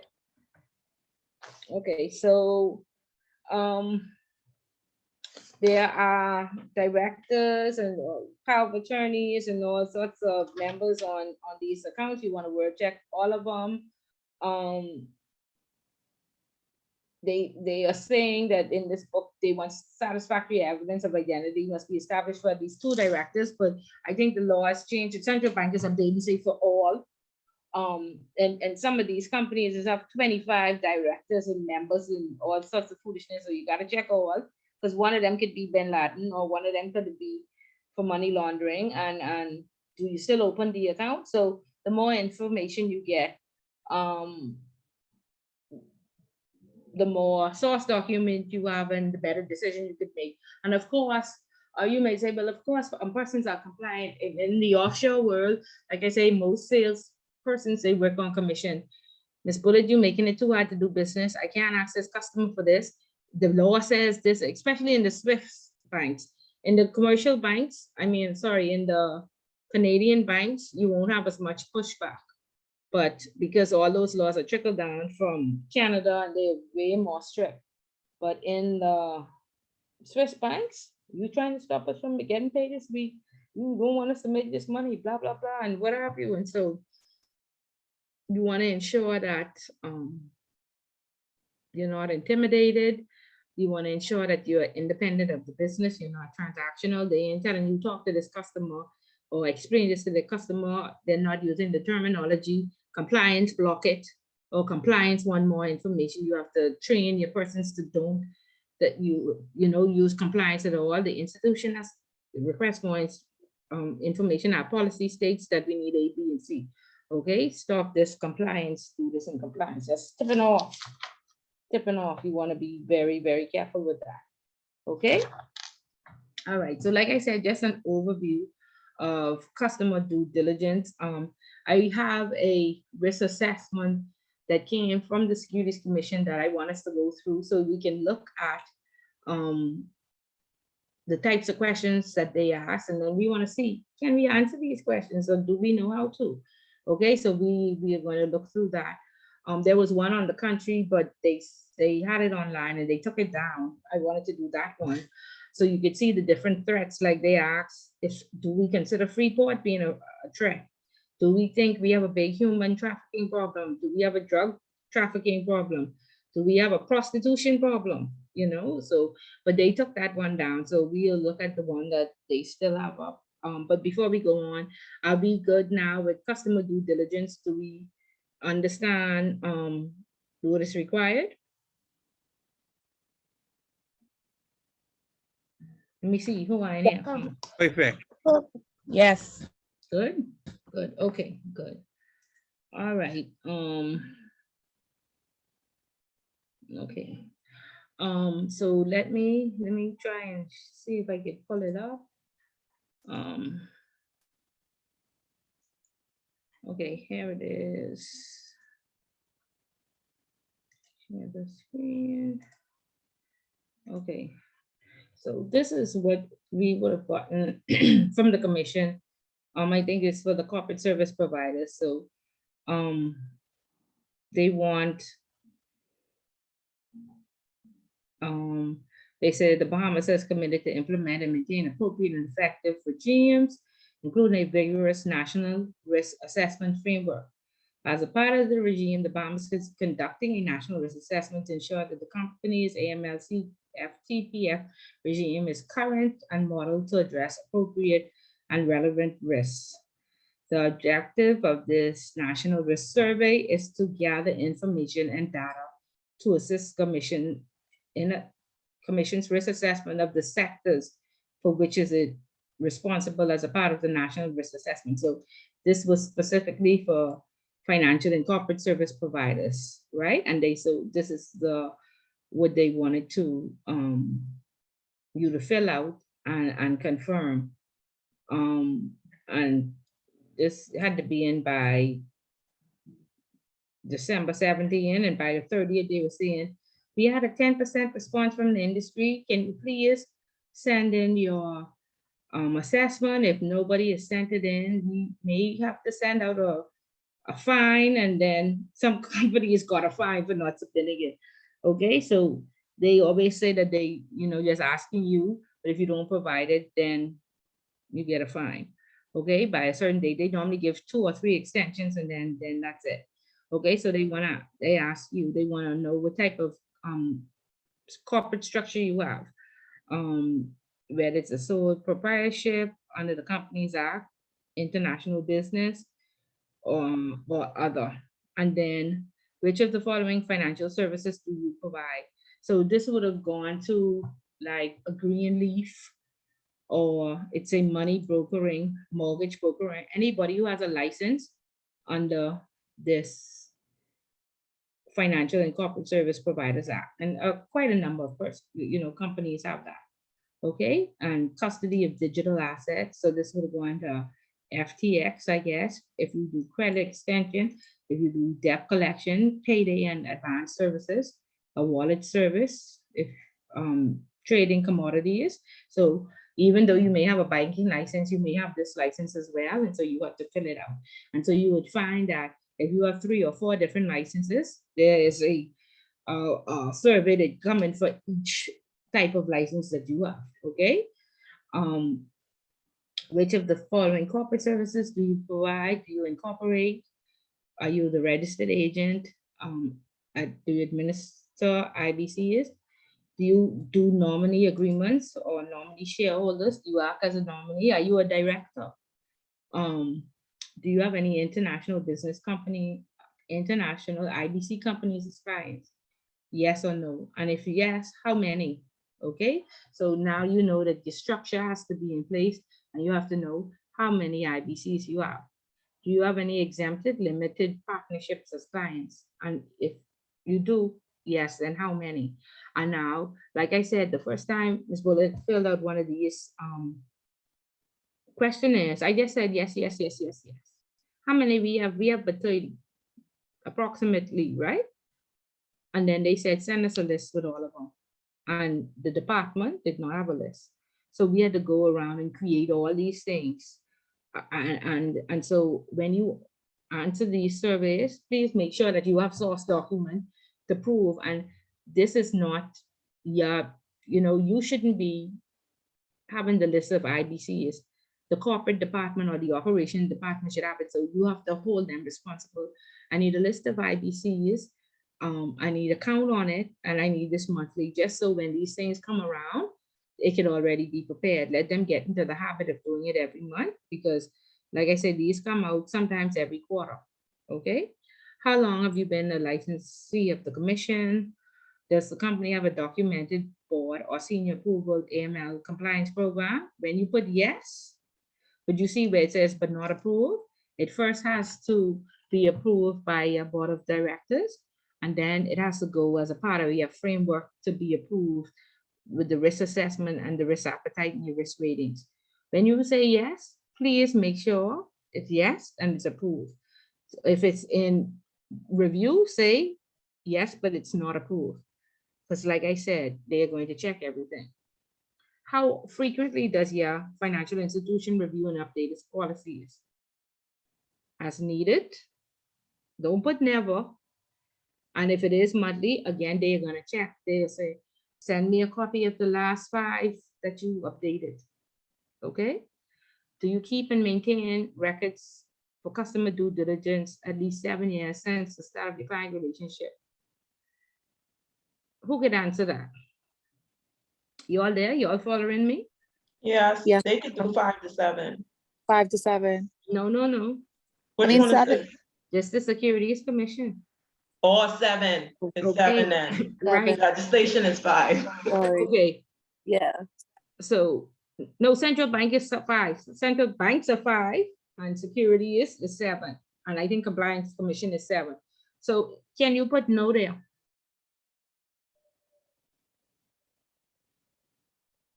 No, you Tanae? cannot. So you can't. Okay. Yeah.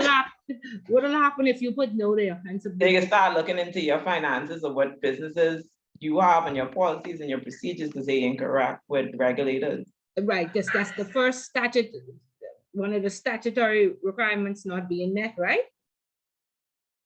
Remember the statutory requirement of record keeping? Yes. Right, so you cannot put no there. If you be ready to get shut down if you put no there. Do you keep and maintain records for at least 7 years since the end of the client relationship? Yes.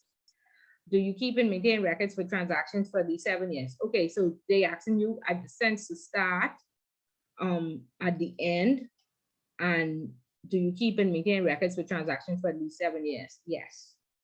Does your FIF policies and procedures regarding the following? And again, like I said, this is where Ms. Bullet, I say, man, yes, yes, yes, yes, yes, yes, yes, yes, yes, right? And they came slamming back. Ms. Bullet, your survey is incomplete. I said, no, I answered all. It was 200 questions. They say, do you have a procedure on client onboarding and ongoing and monitoring, ongoing monitoring? Yes. Please provide us a copy. On due diligence, on transaction monitoring. Now, luckily, all of these should be in the AML directive. So I sent the AML directive. It had a table of contents and they came back and said, could you give us the section, whatever, could you quote the section? So on the side of this, I had to write client monitoring page, this section 5, due diligence page, this section 3, transaction monitoring, right? When you go down to terrorist financing, that wasn't, I guess said, well, yes, but we only mentioned terrorist financing and we never had a policy on it. So we had to update it to include that. On United Nations sanctions, again, we had to update it to include it. Counterproliferation, PF had just come out in 2018. So of course we had to update the entire document to include PF all through it. Employee screening. No, we had an employee handbook, but we didn't have anything on employee screening. So of course now we had to create an HR policy on employee screening. And then the treatment of bearer shares. Again, we put that right. We didn't make a separate policy for that. We put that in to the AML directive. Now you see they have updated and they say yes, but not documented, right? But I can tell you now, when you say yes, but not documented and you offer bearer shares, they'll say you have 90 days to submit us with a policy on the same. Okay, so they do give you a time frame to update. But in 2018, we just put yes to everything because every service that we issued, we had to say, but we don't do security, so there's no policy needed. But where we had a product or service, you had to have a policy on it. Then they asked, is your staff trained on sanctions? Of course, I had to say yes. Then what was the next? What did they ask for? Anybody know? The trading log with everybody's signature. How many persons in this class? 16. We need to make sure that we see 16 signatures. Okay. How are you feeling about this? Gwen, can you answer this survey? Is it straightforward? Are you good? It appears to be straightforward. My takeaway is that, when you're answering, like you said, you have to ensure that you have the source document. So that's the big thing. So even in thinking back to service that I may have completed at work or may have to complete, that's something that's going to stick with me, not just answer based on what I think I know, but make sure that I can verify Right. what I've written. Right. And that it's So, up to date. And if there's a yes. review date on it, make sure it's been reviewed. Yes. Okay. Okay. Thank Good. you. Yeah. So does the FI have obligations to collect information relating to customers and the BO's source of wealth and source of funds? Okay. And what then they ask you, so what do you do? And so you explain, we get a job letter. And first of all, if it's low or medium, we only ask the source of funds and we will get a job letter. However, if it's high risk, we get source of wealth and we get like a copy of financials or a copy of a conveyance or what have you like that. So if selected any of the above, please select the information required to determine, and there it is, or then you put in other. Okay, do we verify all controllers or all directors? And remember, we just looked in the book where it says two, but this is asking you, do you verify all? Now the law has been updated to say all must be verified. It used to say two. So they are very adamant where the law has changed to ensure that we are doing what the change said, because we had an account where the law used to say 1 year after a PEP leaves office, he is no longer a PEP. So now they just removed that from the law and they let the company use their discretion, but you have to have it in writing. So some company says, well, I say a PEP is always a PEP, but Bank of the Bahamas ain't gonna say that because they have a lot of PEPs, right? So Bank of the Bahamas will say, well, after 5 years. Canadian banks may say always, some banks may say after 10 years, depending on how large their PEP base is, okay? But you have to put it in writing and it has to be approved. Okay, and so we got written up because we had a PEP account who had left office for 2 years, and they say, we say, well, we had this PEP account from 1999, and they say, well, the law changed in 2018, and when you did your review, you should have now classified this person as a PEP. Because your policy says after 10 years, they've not been out of office for 10 years. So we got a large fine for that and written up for that, okay? How often does your FI review customer due diligence information to ensure it's kept up to date? And again, you can't say annually, biannually, doing periodic reviews because we have them labeled high, medium, or low. So that's how we review them. Okay. How does your FI gather EDD, enhanced due diligence, from another institution? Remember, we get a proximal report. They pay $1,500 through a third party, through non-facing financial institutions, or they give you a form at the back to write so you can explain. But give them as much information as possible because, like I said, they come right back and they ask exactly what's happening. Is the fine money is given to the government? Yeah, the regulator. This, if you are regulated, if you have this license, so the Securities Commission issues about 5 or 6 different licenses. So it depends on which, if you have, this is the corporate service provider license. If you hold this license, they have this, you fill this survey out, and many companies, many banks hold this license as well. Many broker dealers have this license. Many corporate administrators and registered agents, this is the license that they hold, but this is just a survey for them. Each regulator has their own survey with their own questions, and these questions are similar. Okay, so if you work in the gaming, the number house, the gaming board just send you this survey.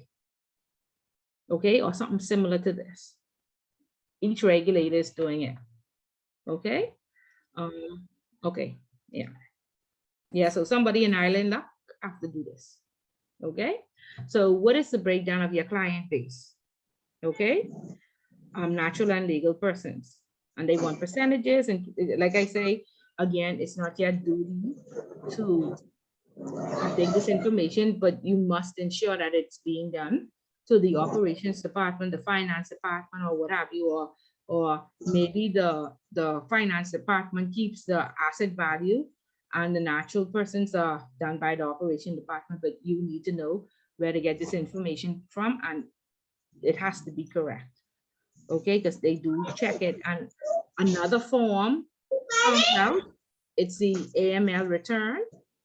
So you want to ensure that whomever is completing the AML return, it's normally the accounts department and compliance, that all your surveys match, because we have a habit of saying we have 1 to 20% on one survey, and then we have 30 to 40% on another survey. So you want to make sure that all the information on each survey, that so you keep a copy of what you submit, because the next survey coming right behind it. You want to make sure that all match and have the same information. Okay. Then, as you can see, they want to know the high risk, the number of high risk clients and the percentage, the number of PEPs and the percentage, the number of NGOs and the percentage. Okay. They want to know how many businesses you said no, we couldn't open, how many businesses you turn down and why. And they want you to keep those files on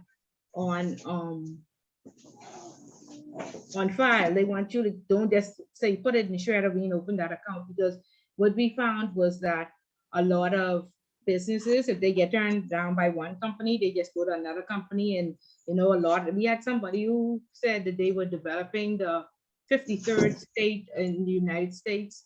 They bought very legitimate documents with the US government seal on it. And it was crazy. And they did a whole, you know, they tried to get compliance to come to their opening meeting. They bought a projector and they had a whole movie that they watched about the company and how they was going to develop this line or what have you. But we learned in high school that, you know, I think it was an article where they said they was going to do this, and we know that's where NASA is and where they do all the testing and all sorts of stuff. So he was like, really? They can let you all? We thought this is like where Area 51 is and all the classified stuff in the United States. They really can let you all put a development there. So, you know, but it turned out to be fraud. And so we alerted, we didn't even wait till the regulators came, and we alerted them, and we found out they had gone to 5 other banks trying to sell this story, trying to get this account open. Okay. So they want to have this information so that they have their block list as well. And they want to know what types of businesses are trying to infiltrate the system so that they could develop controls to protect the entire industry. Okay. Do you have any relationships with third parties based in high risk jurisdictions? This is about 80 something questions. You consider the following risk factors when determining the risk of the country.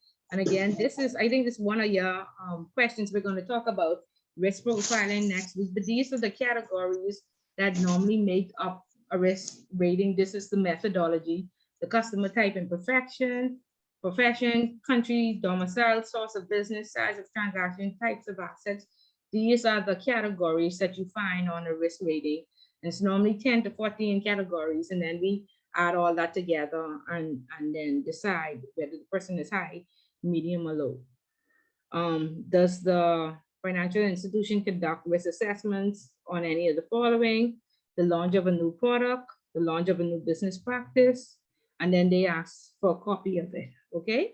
Then it says, give a breakdown of the top 10 jurisdictions that you do business with. And so, of course, this is how we found out that Russia, we had all these clients from Russia, right? Because that's why I was saying the regulator would know now whether they were going to share the information, which they did, and said we had the $4 million because somebody would have already put this in. We have Russia, and this is $4 million. So they'd already know how many companies had Russian accounts, which companies they were, and yeah, this is how they would have had this information on file already. Okay. How do they monitor transactions? Does the FI conduct financial sanction screening? Again, how? We go to OFAC. Do you conduct PEC screening? How? Do you perform enhanced due diligence? How? Governance, is there a compliance officer? But can you say no? Can If you have say an no? MLRO, Yeah, can't say no to the MLRO, right? But normally the compliance officer is the MLRO. I don't know why they keep trying to distinguish between the two. I don't know. But I don't think you could say no to any of them without causing a red flag, right? I think so. And again, 56, to whom does the compliance officer report to? The board of directors, a board committee, senior management of the firm, senior management of parent co-head office. Okay, so again, this is what they want to check, because a lot of persons are saying, you know, if somebody tried to hire me and say, for compliance, you'll report to the CEO, and for the MLRO, you report to the board. I said, how possible does that work? And they say, well, we only have 3 persons on the board. I said, but then, you know, the law has changed. You have to fix that. And so that was a constant back and forth. And I said, you know, I send them the law. I said, yes, this may be how your business is set up, but they just made you hire me because to fix all these things. This is what I'm saying in their briefing. They said all these things, and they just didn't understand it. It was crazy. They insisted that I report to the CEO, and it was crazy. Okay, is the compliance officer registered with the commission? Does the compliance officer make and present compliance reports directly to the board of directors? To whom does the MLRO report to? Is the MLRO registered on behalf of the FIU or registered with the FIU on behalf of the company? Okay, suspicious transactions, how many have been reported in the last 5 years to the MLRO? Then how many have been reported to the FIU? Have these resolutions and sanctions resulting from filings of SDRs? Have there been any resolutions and or sanctions? Yes. Now, before we would normally say no, but yes, because now we have a big Russian book, and now sanctions have been against Russia, so that would be included there. Okay. And what types of transactions? Customer due diligence, or high-risk countries, or wire transfer, rule violations, or record keeping. And do you have policies on domestic wires? What are the thresholds for wires? You see, 82 questions and 82 pieces of documents to support each question that you answer. Okay, and this is only for one particular license.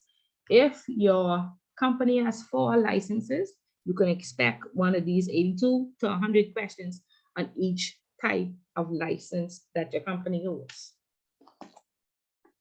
Okay, so just to give you a visual on what is required, on how detailed it is, and how not to be like Miss Bullet, just stuff with yes. And we without a million fines. So I had to write some of them policies myself. And then of course, I put controls in place where I assign these either quarterly or monthly. So by the time the surveys came around, the information was available. Because of course now what's happening, they're trying to streamline these risk assessments in line with how your company overall is risk rated. So if your company is risk rated is high, you can expect those every year. If it's medium, every 2 years. If it's low, every 3 years. And so what happened is in 2019 was the first time anybody had to do it. So 2021, 22 now, they're, I guess, I don't know if they categorize every company as yet, because every company, of course, wanted to be low risk because they didn't want to be subjected to enhanced due diligence, right? And so they specifically say, please ensure that if you are low risk, you can prove it. So you would have Scotiabank saying, well, we don't have an appetite for money services businesses. We don't have any appetite for Russia and stuff like that. And so they are proving that they don't even take on these types of businesses. And so of course they would not be high risk. However, they do have a trust department. And so the types of trust they take on would have to be, you know, Because I used to say, if you have a trust department, you automatically high risk, but that's why they knocked out the money services businesses, because having a trust department and the money services businesses would definitely cause you to have to do enhanced due diligence and reviews every year. And, you know, now they're trying to tie the audit. You'd be in audit 24 hours a day. So they're trying to fix different things and give up various high-risk products and services so that, you know, because like I said, regulation is expensive, audit is expensive. I know like we used to pay like $150,000 for an external audit, and Deloitte and Touche and all of them to come in. So yeah, you want to ensure that those type of, you know, it don't make no sense to have the business if you have to pay so much money for it to be monitored, you know? Okay, any questions? Any feedback? Who's this Zoom user? Who is Zoom user? Nobody? So Mark, whoever this person is absent there. Okay. Okay. No response. Lee Bonnaby, give me some feedback, please, on the review.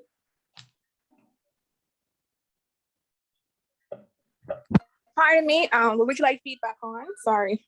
The review.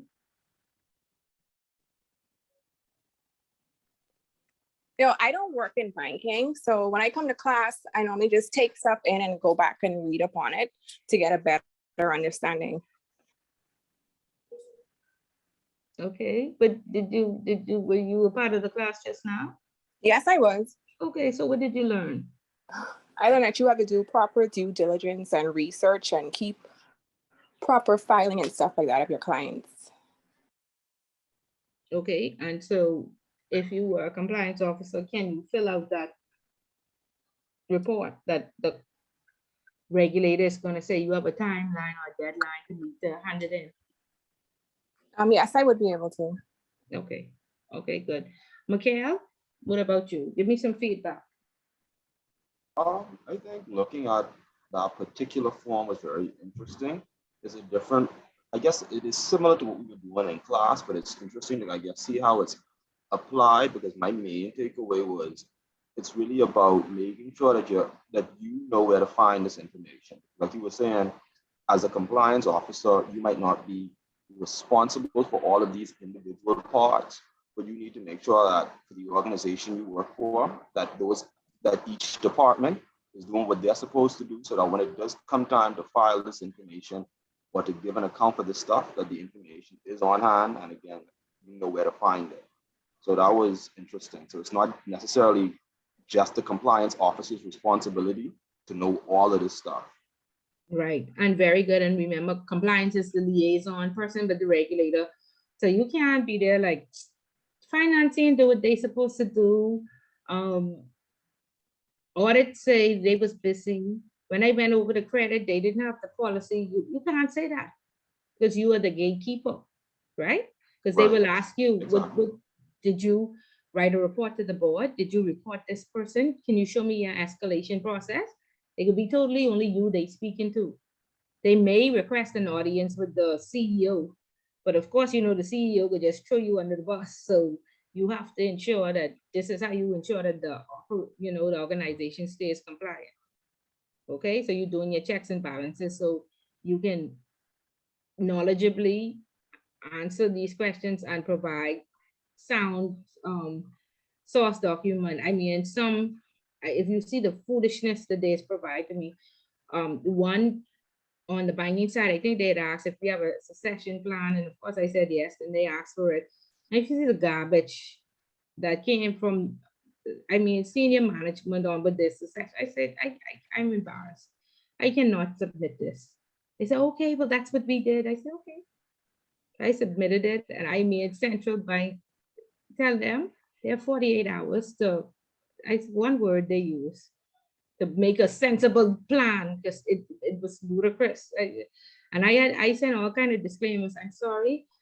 I told them to update this, and they said it's been updated, and central bank say they're 48 hours. Okay, that was the shortest time I ever saw that something was requested like that. But like I said, we are in an era of enforcement, so gone are the days when you're just getting a slap on the wrist or what have you. They, like I say, they are being watched to see if they are effective, and if they are not, there's going to be like a net effect. So do your work and do it properly. Owen, go ahead. No, I just wanted to say what stuck out is that that assessment you shared with us. I mean, it makes the process a whole lot more easy to understand. Because I always was stuck on the assessment and the risk appetite portion of the framework. So like now that I saw the assessment, I have a better understanding of the risk assessment. Okay, good, very good. And that's why I say risk is this a bit cloudy at first, but as you go through the lectures, as we get through the 4 or 5 chapters, then it becomes clearer. So good. I'm glad it helped. Okay. One more thing. We apply the same framework to say health risk, crime risk, credit risk, et cetera.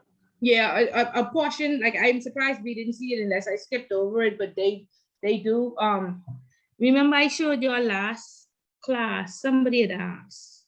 Let me just show you the actual assessment that we had sent in. They do ask you, do you have a policy for reputational risks or the various different credit risks, or and what do you do on one of those assessments? So let me just see. That's not it.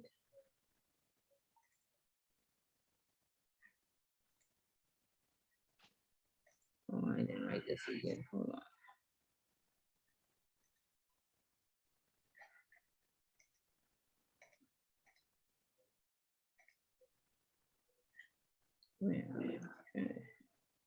Share this. Remember when we looked at this? So they send you their form, their questionnaire. They call it a thematic review, and you send them, this is the actual risk assessment where you see that we speak to credit risk, market risk, interest rate risk, all the various risks and the probability and the likelihood and what have you. And then we give an explanation on the 3 lines of defense and what we do. So that's what we just went through, is a review from their end where they ask questions. And again, like I say, you have to keep copies of all of this because they ask you in 3 or 4 different forms. You send 1, they send 3, and you want to ensure all say the same thing, because that's the first thing they look for gaps, to see if you make sense with what you put in writing. It's very easy just to say we did all of this, but it has to actually be checked and to make sense.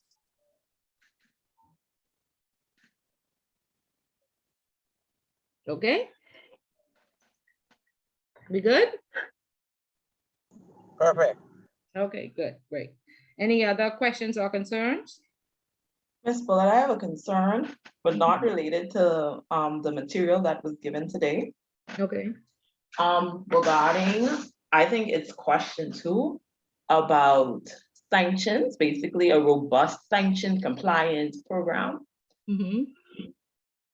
At least I think I understand part of the question, but to bring clarity for my sake, if you could, the OFAC, I see all this talking about that. That's a US based, I guess, compliance body that deals with the sanctions as well, correct? Yes. Okay, so from there, I was trying to figure out if it's like OFAC, the UN, and the Security Council that come together and say that all countries must have this robust sanction, and if that is so, what is the purpose, I guess, of that? Is it only for banks and other financial institutions to check and say, okay, this country should not be someone you're doing business with, or is the bigger or grander purpose for this robust sanction program that is required? Okay, Okay, I'm confused about what you're asking, but this is what I think you mean. We have to go back to remember how all of this is established by the 40 recommendations, right? Yes. And 24, between 24 and 28 speaks to sanctions and that you must have a sanctions framework in place, correct? Yeah, 6 and 7 particularly I saw. Oh, okay, yeah, so 6 and 7, but it talks about sanctions and you must have it, so that's where it stems from. Then we put it into law, right? And so then we have to say, remember we talked about methodology the same way. Where do we get our country's risk rating from? From Transparency International or Basel Committee. Who gives us sanctions? OFAC, the UN, or whoever European Union. That's the bodies that we use. So that's their job, and we leverage off on their information. So your organization just has to put that in writing. This is what we use. We use OFAC, and we use one of those and the UN site. And this is what we leverage on to find out if countries are sanctioned or persons are sanctioned. When we're talking about leverage, we're talking about information Yeah, internally and externally. Yeah, meaning we use, they are the gatekeepers for that, to providing the world with sanctions. And so we use their website to confirm if they are sanctioned or not. WorldCheck also has a paid version of it to tell you which countries are sanctioned or which individuals are sanctioned, but the OFAC one is free. And it covers most of the world. Okay, but then when you talk about designing the framework, now I have an older version of the book, but if you go back to, what chapter was sanctions on? I think it's 3, let me check. Chapter 3. Yeah, Okay. chapter 3, and I have page 28, but you want to look towards the, just before the last page, if it's not page 28 to you, it says design this a compliance framework. A framework to comply, you see where I read it from, with sanctions obligations should include the following. And it tells you documented policies and procedures, defining rules and responsibilities, an escalation process. You see that? What is the title of that part? Designing a compliance framework. I have page 28. Just flip, it's the last page, the page before the last page of chapter 3.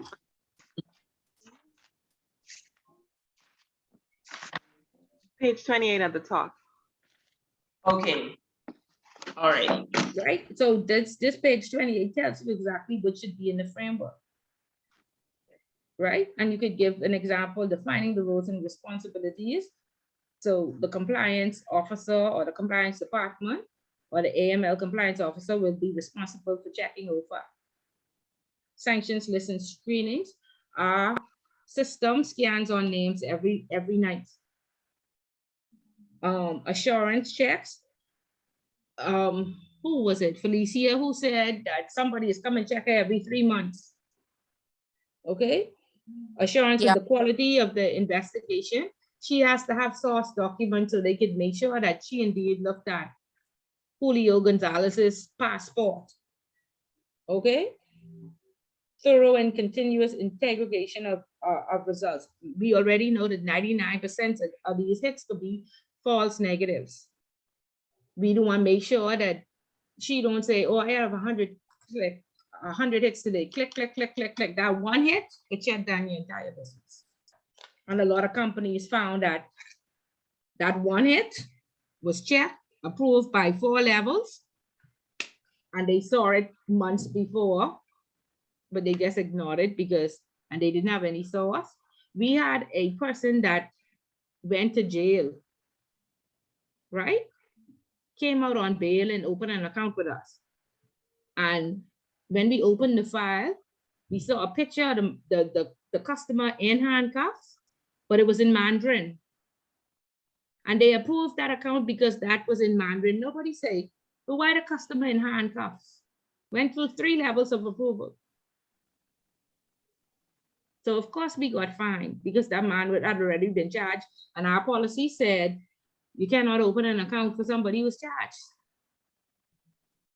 And it took audit to say, go and get this translated to find out this is him being charged with money laundering and being hauled before the courts in handcuffs. Nobody questioned it, but they put it on file and opened the account.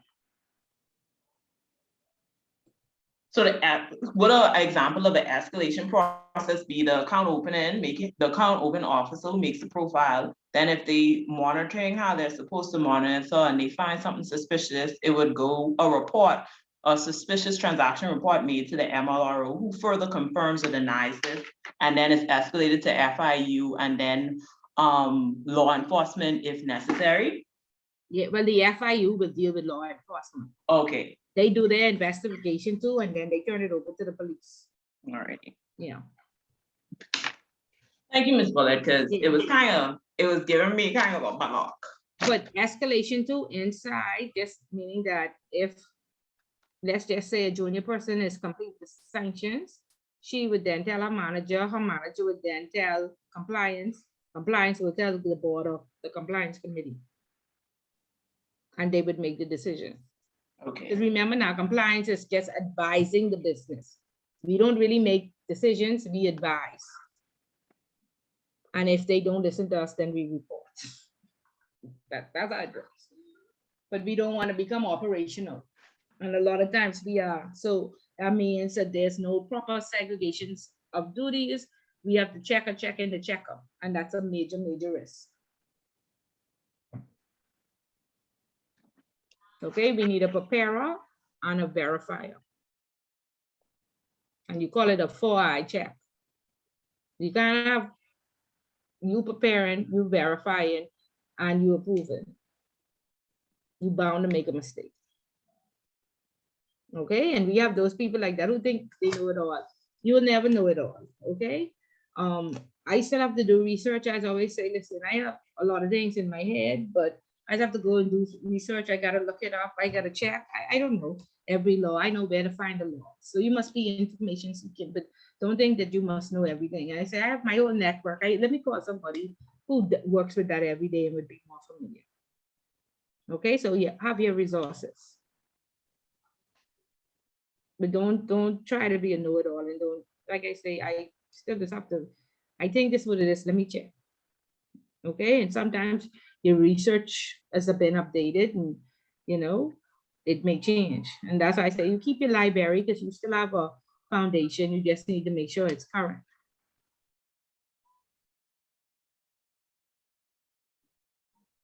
Okay?